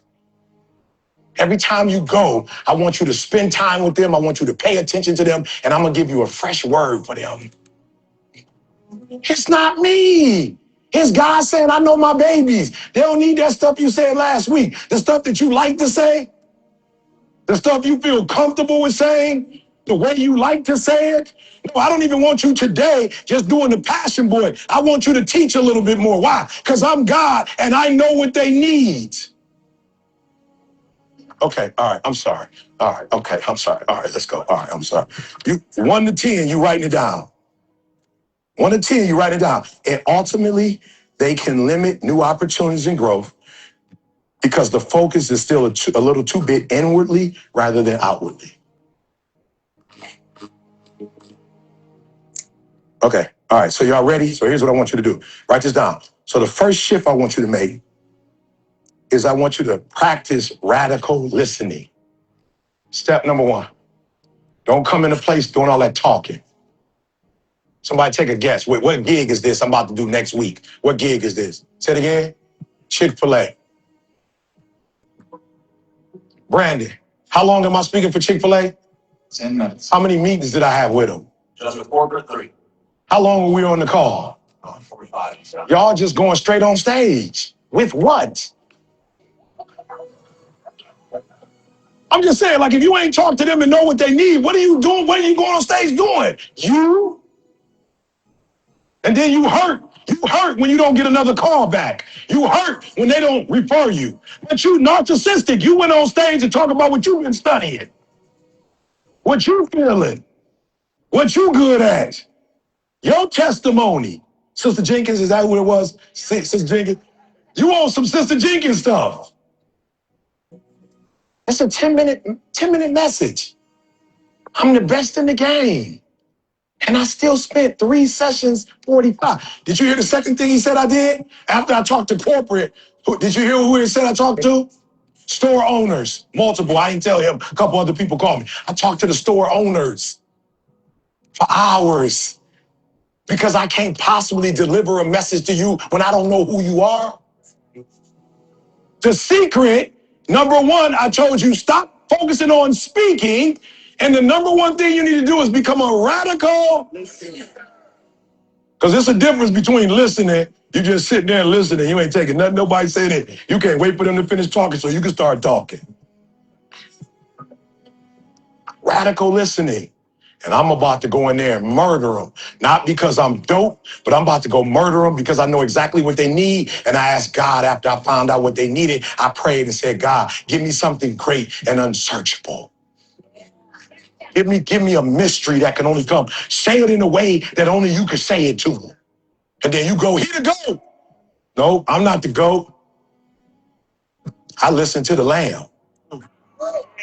Okay, y'all missed that. Y'all missed that. Y'all missed that. Y'all missed that. I ain't the goat. I just be listening to the lamb.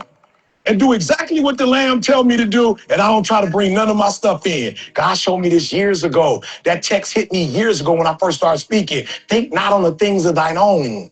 Don't worry about your bills. God said, if I take care of the sparrow, you know I'm going to take care of you. Look at that paper real quick. I want you to look at that paper that you wrote down. I want you to add something to it now that you know that God called you to do this. Add something on there. Tell God, I'm going to double this. I'm going to do more speaking. I don't know what. Jeremy said it. I'm going to take some kids to the Super Bowl. I'm going to feed Africa. Write down, right now. Write down, right now. Right now. What you going to do? Don't even wait. Hallelujah. Don't even wait. And when you finish writing, just give God a hand clap of praise in advance, somebody. Just give him a hand clap. Come on, in advance. That was a good one right there.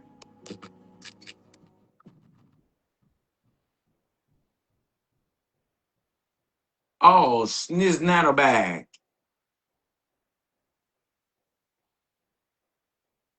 It's easy for the screen to steal our time. Less can free you to find more. Bullet less. Go check. I gotta go check my grandma's blood pressure.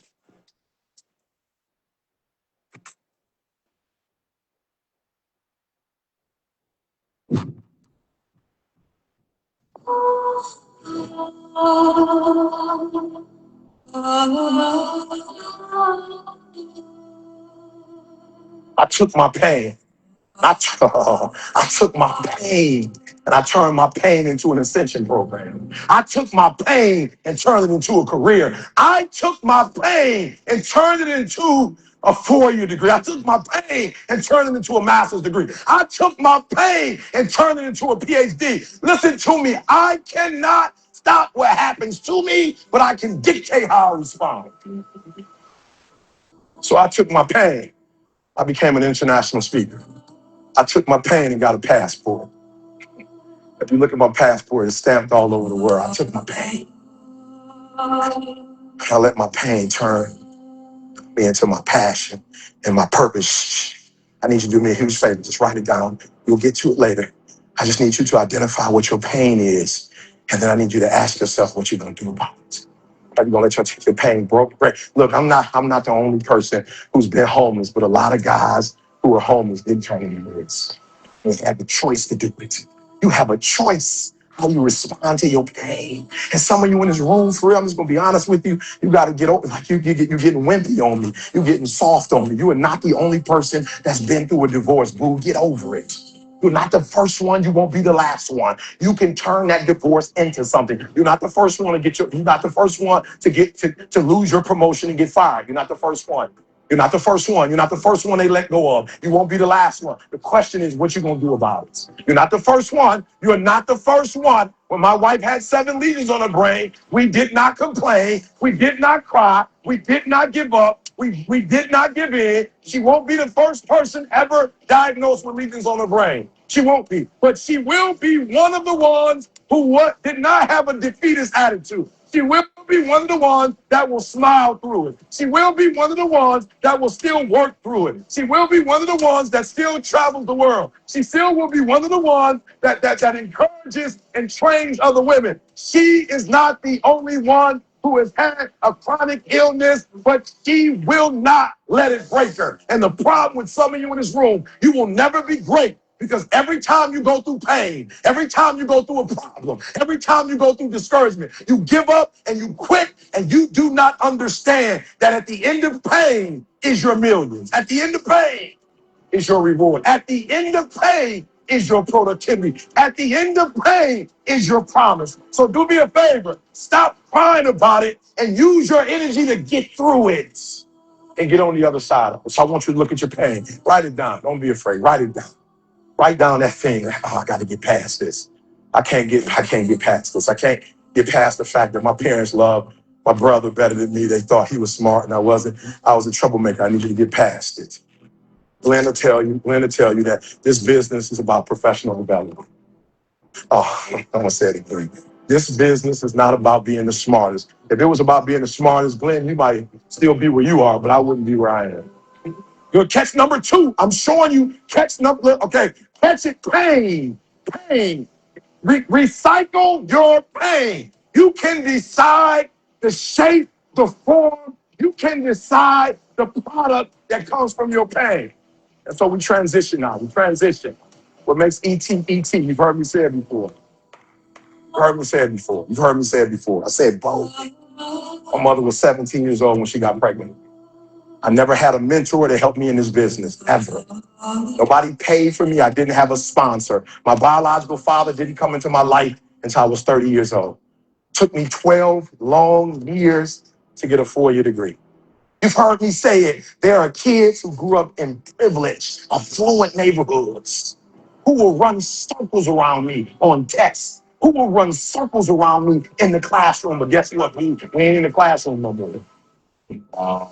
We're not in the classroom anymore, and teachers ain't giving out apples no more, and nobody cares about your little grade. We are in the real world now, and your talent might be talent, but listen to me, your daddy might own a company. You might come from privilege. Your mama might be rich, but you will not outwork me. I will get up earlier than you. I will go to sleep later than you. I will put in more hours than you. I will read more than you. I will grow. I will do whatever it takes. But if you beat me, there's going to be blood, there's going to be sweat, and there's going to be tears. I'm not giving it up. You got to take it. And the problem with most of you is you still operate just on talents.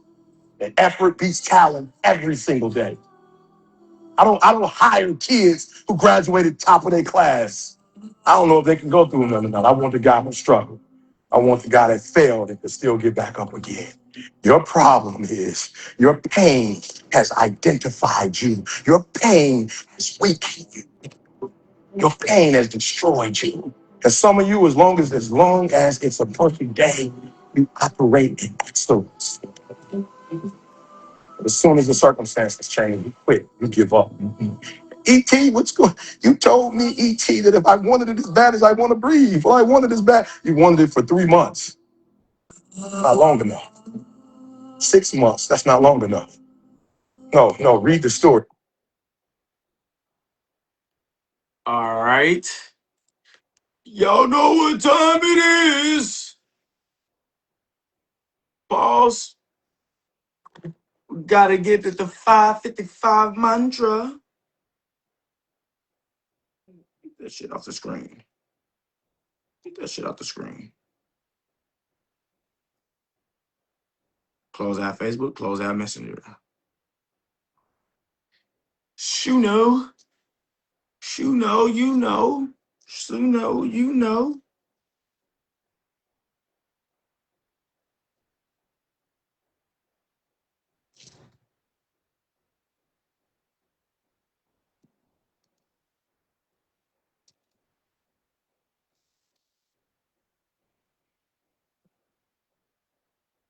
is peaceful.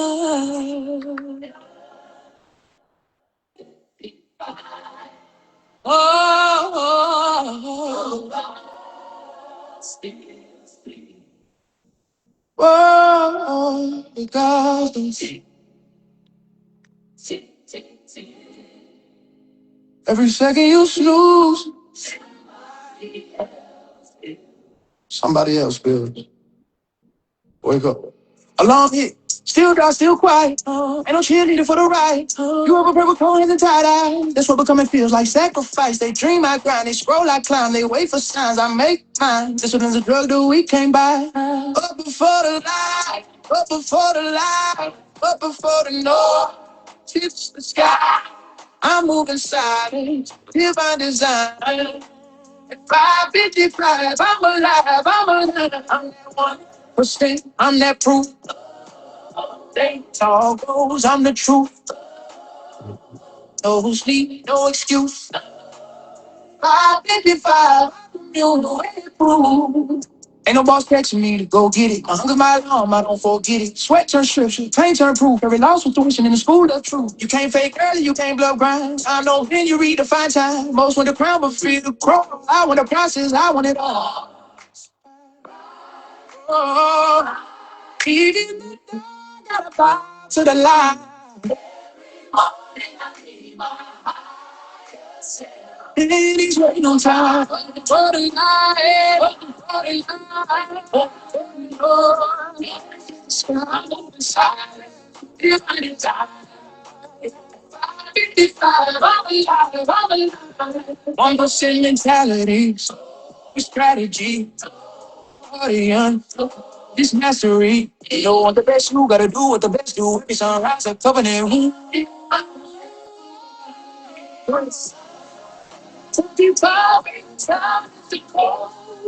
When the world quiet creation speaks loud, you don't change greatness, you reflect becoming.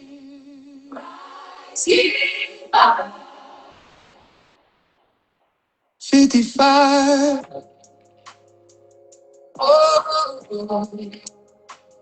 Oh.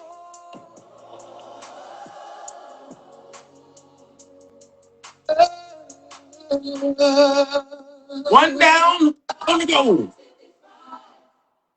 The world still sleeps, but God's gone. Tick, tick, tick. Every second you snooze, somebody else builds. Wake up. Alarm hit, still dark, still quiet. Ain't no cheerleader for the right. You ever pray with cold hands and tired eyes? That's what becoming feels like. Sacrifice. They dream, I grind. They scroll, I climb. They wait for signs. I make mine. Discipline's a drug that we can't buy. I'm before the light. Before the noise. It's the sky. I'm moving silent and running found. I'm alive. I'm 1%. I'm that proof. They talk though. I'm the truth. No sleep. No excuse. I commune with proof. Ain't no boss texting me to go get it. My hunger's my alarm, I don't forget it. Yeah. Sweat turned scripture, faith turned proof. Every loss was tuition in the school of truth. You can't fake early, you can't love grind. Time don't bend, you redefine time. From the ground, I feel the crawl. I want the process, I want it all. Rise. Even the dog got a bottle of. Every morning I meet my higher self, and he's waiting on time. Before the light, it's a sky. It's a bright time. Take it all my life. 1%. So I know I am. It's mastery. If you want the best, you gotta go with the best. No.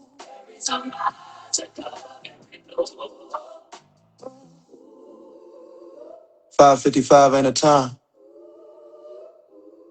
It's a code. When the world's quiet, creation speaks loud. You don't chase greed. Get your assets up. Rise. 5:55. 55.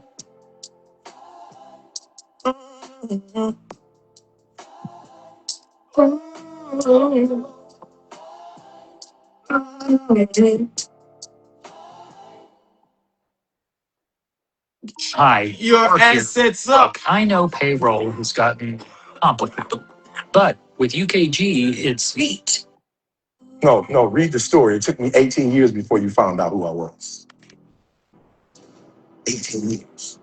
I started doing this work in 1991. Didn't blow up on the internet until the 2000s. So what makes ET different than everybody else? Every year I just kept going. And I kept going. And I kept going. And I kept saying, one day gonna be my day. But you know what I'm not gonna do? I'm not gonna quit in the process. I'm not gonna give up. I'm not gonna give in. And the problem with you, you've not recycled your pain. You're still living off talent. And I challenge you. The average people live off talent. Phenomenal people live off effort. Effort. High school dropout. 12 years. Do you know statistically that when a person in a university does not finish after 6 years, they quit? Do you understand that there are very few people who go on after the 6th year and the 7th year and the 8th year? And every year I kept saying, I'm gonna graduate, it's gonna be my year. Guess what happened? The 12th year came. It's my year. Some of you in this room, you should be a millionaire right now. You ought to be ashamed of yourself. Had you not quit 3 years ago, it'd be so much fun. You quit. You gave up. You surrendered. You got the talent. Got it. You have the resources. You got it. You got everything you need. Catch this one. Some of you in this room, you're not where you're supposed to be because you haven't made the decision.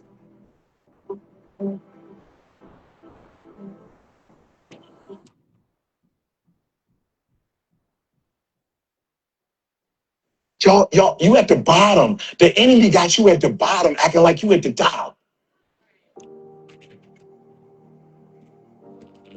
So I'm not nothing wrong with stuff.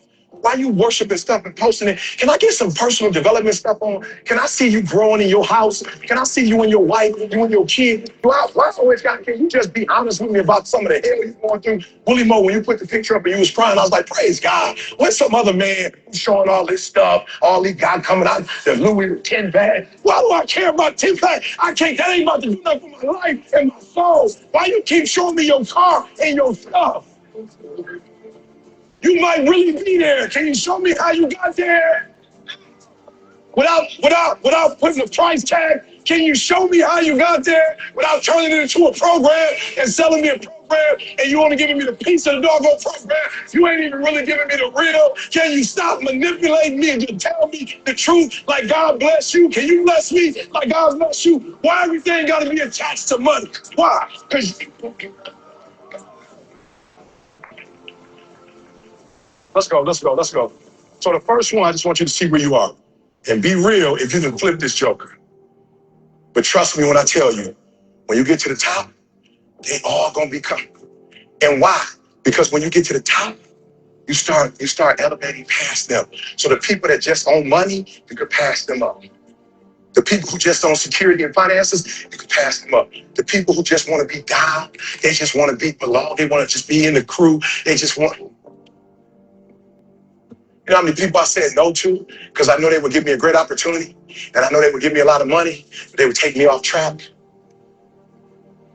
So I said no, because I don't want to be off track.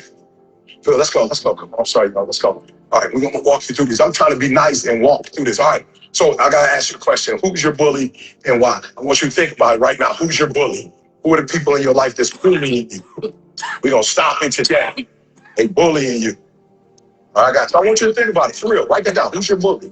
Who are the people that are bullying you? You tired of them. Just be real. I mean, I know you macho, man. Stop tripping. I know you macho. You a man, don't trip. But how many of y'all feel like, yo, you got some bullies in your life? Let me see your hand. You got some bullies in your life. There are people or situations that are bullying you. People in situations that are bullying you. By bullying, I mean what? You don't have the control. Either they have it or it has it. Let me see your hand. Be real. Come on, write it down. Bullies. Right? Now, let's be honest. When we say the word bully, for many of you, how many of you that has a negative connotation? Let me see your hand. It has a negative connotation. You don't like it. Good. All right. So what I want you to do is right now, we're going to, you geek with Jesse. You geek. Jesse was talking. You was geek. Jesse said, he did this, he did that. He was like, oh, yeah, I'm about to do this, I'm about to do that. He was pumped up, right? But you will never be able to do it because you have a negative experience with bullying. Mm-hmm. So because you don't like bullies or being bullied, you can never be demanding.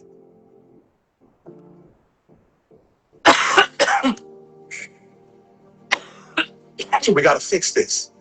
So it's going to be difficult for you to do it because when you're supposed to do it, you're going to be like, I can't, I want to call, I can't, then you call.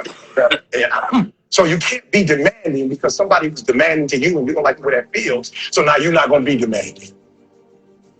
So that's why I said low-hanging fruit. Watch this. Overcoming bullying, it doesn't happen at the bottom with food and safety and finance. Overcoming internal struggles, that's self-esteem and self-actualization. You see why I'm telling you, you got to climb it? Now, if you can go into the Louis store and pay to get your self-esteem, and that's what people try to do. They go buy stuff, they wear stuff, and they like, look at me. You don't like your self-esteem? That's fake self-esteem. It's not real. It's artificial. It's GMO. It's genetically modified. It's not good for you. Sean is not real food. It's not real food. It's not real food. Cheetos is not real food. Everybody like, why we got cancer in America? Because we eat stuff that ain't real. It's not real. I went to the juice station the other day. They made me collard greens, kale, cucumbers, celery, and some other mess. I drank that stuff, was like, ugh. Disgusting. My body was like, thanks, bro. Let's go. So when you go buy that purse or get that car and you drive it around and it ain't a car no more, it's a symbol, you got a self-esteem issue. I just want to help you. If your car ain't transportation, if it's more than transportation, if it's you get out so people can see you, then you have not gotten the self-esteem and self-actualization. And I want you to know that's where all the richness is. All the other stuff, that's where, when you want to go to, when you really want to experience life to the next level, you got to get to self-esteem and self-actualization. All that other stuff is not going to take you to where you're trying to go. When you get past those first three and get self-esteem and self-actualization, you will have more energy for you. And you're going to be able to tell people no. You can't tell people no when you got low self-esteem because you're still trying to please them, make them happy. So you really trapped. You're really a slave when you care about what people think. You trapped. You would never experience success. And you wonder why you keep getting up. And it's like Groundhog Day. You keep experiencing the same thing because you haven't gotten to self-actualization. That's the top. That's where we're trying to get to. We're not trying to get to money, clothes, and stuff. We're trying to get to who am I? All right, so we got to address this bully, right? So what I want you to do when you go home, I want you to like, why can't you stand this bully? Once you come to grips with that, you know what you're going to do? You're going to stop attracting people that manipulate you because they know somewhere in you that you ain't going to be demanding if you had to be. They going to run all over on you because you don't want to be demanding.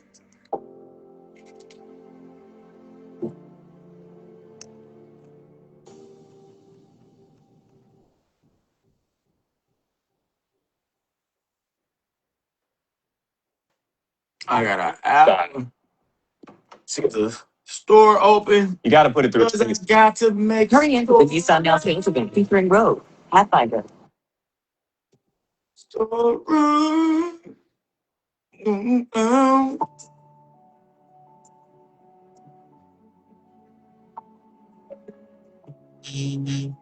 You don't want this life. I'm sorry. You want this life. You don't want this grind. You want this life. You don't want this work. So listen to me very closely. I have what I have because I'm willing to do what others aren't willing to do. Like, and don't think because I speak, like, don't think because I'm #1 in the world, like I ain't still human. And I ain't still got demons I'm wrestling with and stuff I'm trying to, but somebody got to fight these demons. And I can't leave it up to the pastor. Somebody got to fight these demons, and I can't leave it up to my wife. Like, some of you are for real. Like, you so weak. Some of y'all praying. You've been praying for 6 years, and you the same husband. It ain't no way you talking to the Creator, and he didn't bless you when you still the same. It's not possible. It ain't no way you talking to the Creator that has all power, and you the exact same. It's not possible.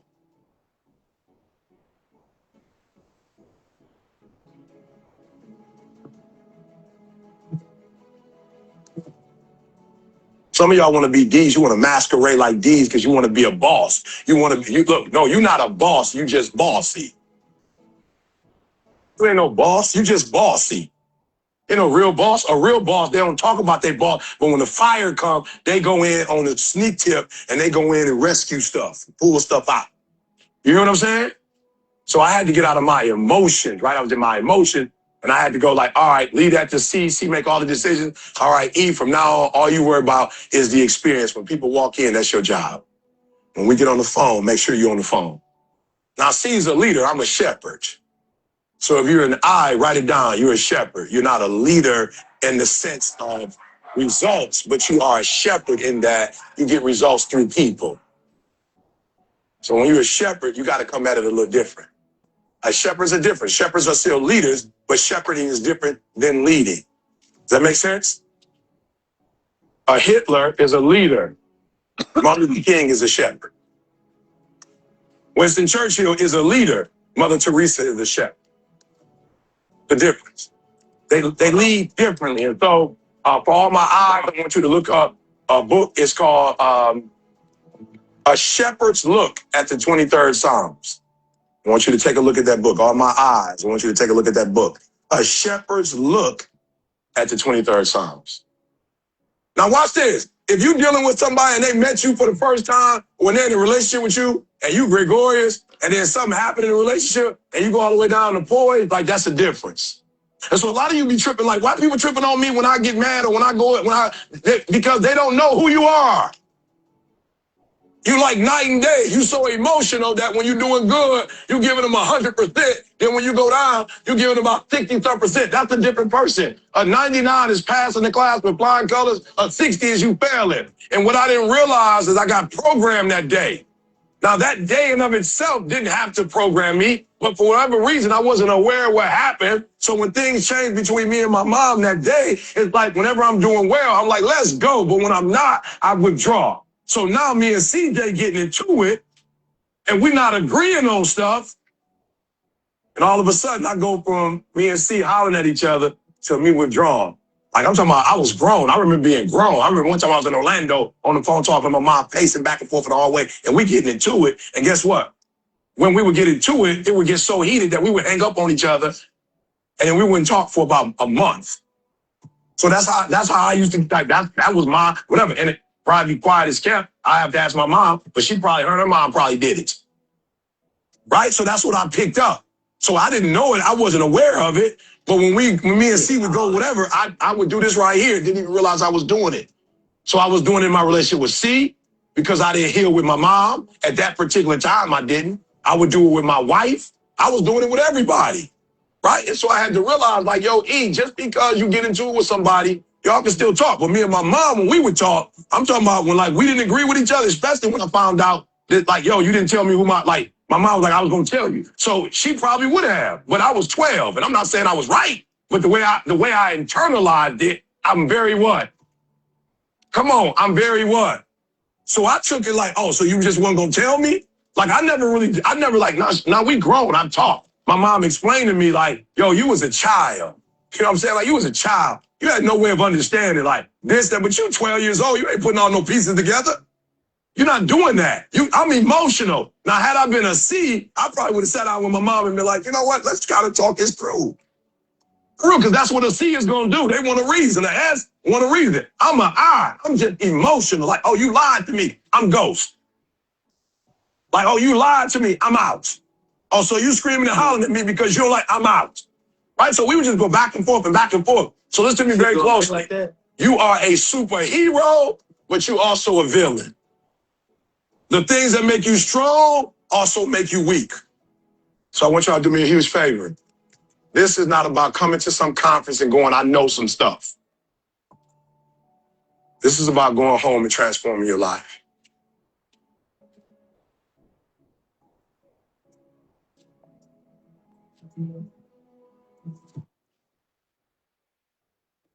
Now, file your own taxes for free with Credit Karma app by February 28th. If you didn't file with Turbo,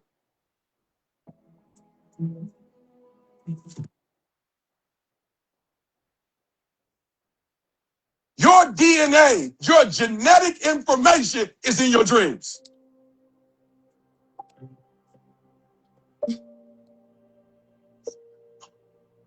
I look at school and I'm like, yo, the way school is designed is it's designing you to be prepared to work for somebody else. Do me a huge favor. Don't go after low-hanging fruits. Here's the deal. If you get to the top of the tree, all the fruit from the bottom to the top is going to be there, son. So I don't need you focusing on cars and money and stuff. You're going to get that. I need you to focus on why you were born in the first place. Why are you here on earth for this particular time? What are you doing here?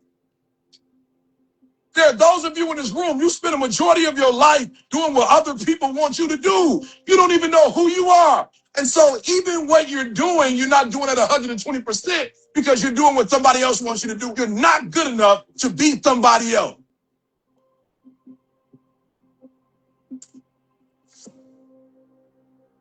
What I want you to do when you get home, all right? Put 30, first 30 seconds. I don't want you to do this now. I don't want you to do it in the car and get in an accident. All right, so we're going to go home, find a quiet space, 30 seconds, right? You're going to put a timer on. I'm challenging you. It's homework time. You've been inspired. You've been given information. We need to empower you, right? All right, so the first thing I want you to do, not leave the 30 seconds alone. First thing I want you to do is write a name of the person who's going to hold you accountable. This stuff is not good. Find a person that you can call and be held accountable. Of course, we're doing a cruise, but on this cruise, first thing they ask me is, who's the point of contact? In case of emergency, who is the point of contact? So I need you to have a point of contact. Who is the person that when we do this worksheet, you're going to actually call them and tell them what you're supposed to be doing so they can hold you accountable the first 30 days, the next 60 days, the next 90 days. So for the first 30 seconds, I want you, everything that we said today that came to your mind, for the first 30 seconds, I want you to write it down. No excuse.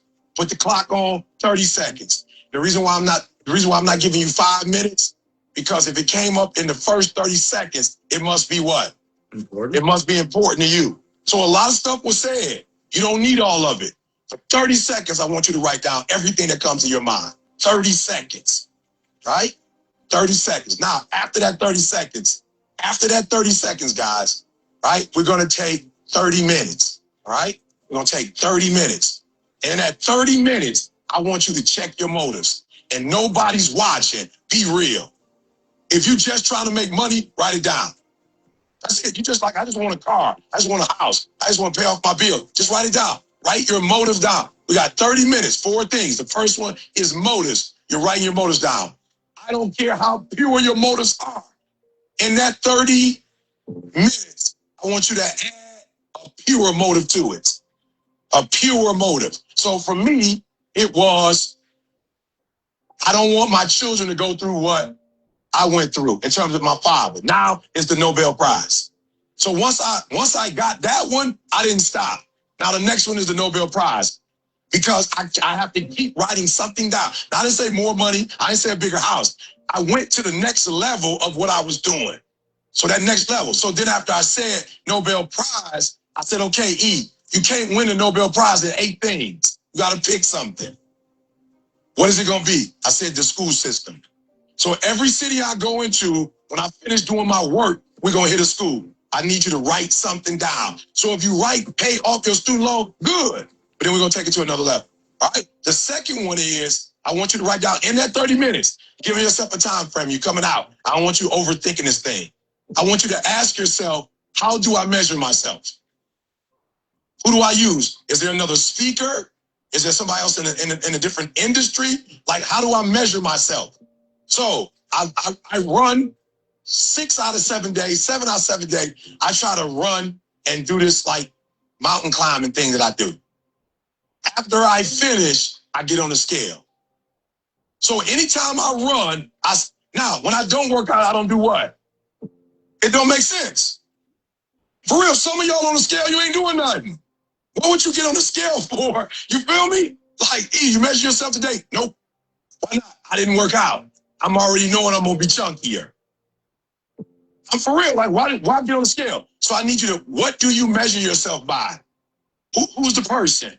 And then I need you to make sure that the measurement is correct. All right? I need to make sure the measurement is correct, right? Because if you're not careful, right? And my wife's back there, she's gonna kill me. But if you're not careful, right? There's some women, when you go to the airport and you look at a magazine, you compare yourself to the magazine. When is it BMI? Is that how you say it? Is that what it is, BMI? That's not even your BMI. Genetically, that's not even where you come from, right? And my wife will be working out, and she's doing her thing, and I'm like, boo, be careful. And she's like, why you want me to be careful? I'm like, yo, because some of that stuff, I want to hold on to that right there. So, like, if you're going to lose, try to lose in your neck or something. Like, just being real, lose in your neck. Like, now you on my stuff now. You know what I'm saying? You going out your zone now. You in my lane now. There's people paying for that. You know what I'm saying? There's people they paying for that stuff, right? Hold on to that. Because I don't know who you measuring yourself with. I don't know. You ain't got to worry about what 8 other people think. You ain't married to 8 other men who might want their wife to be 110 pounds. That's not who you married to. You married to me. This is what I want. And I don't think you good. Now, you can work out for your health if that's what you want. But some dogs want meat on their bones. I'm the kind of dog, I want a little meat on my bone. I don't want a bone with nothing on it. So you got to be careful who you measuring yourself against. Some of y'all measuring yourself against the wrong person. You measuring yourself against E.T. as a speaker. You might not want to do that. I've been this 20 years. You can't do something for 6 months and measure somebody that's been doing it for 20-some years. It don't even make sense. You need to find a dude on YouTube that just started 12 months ago and compare yourself to my man. All right, so who you measuring yourself against?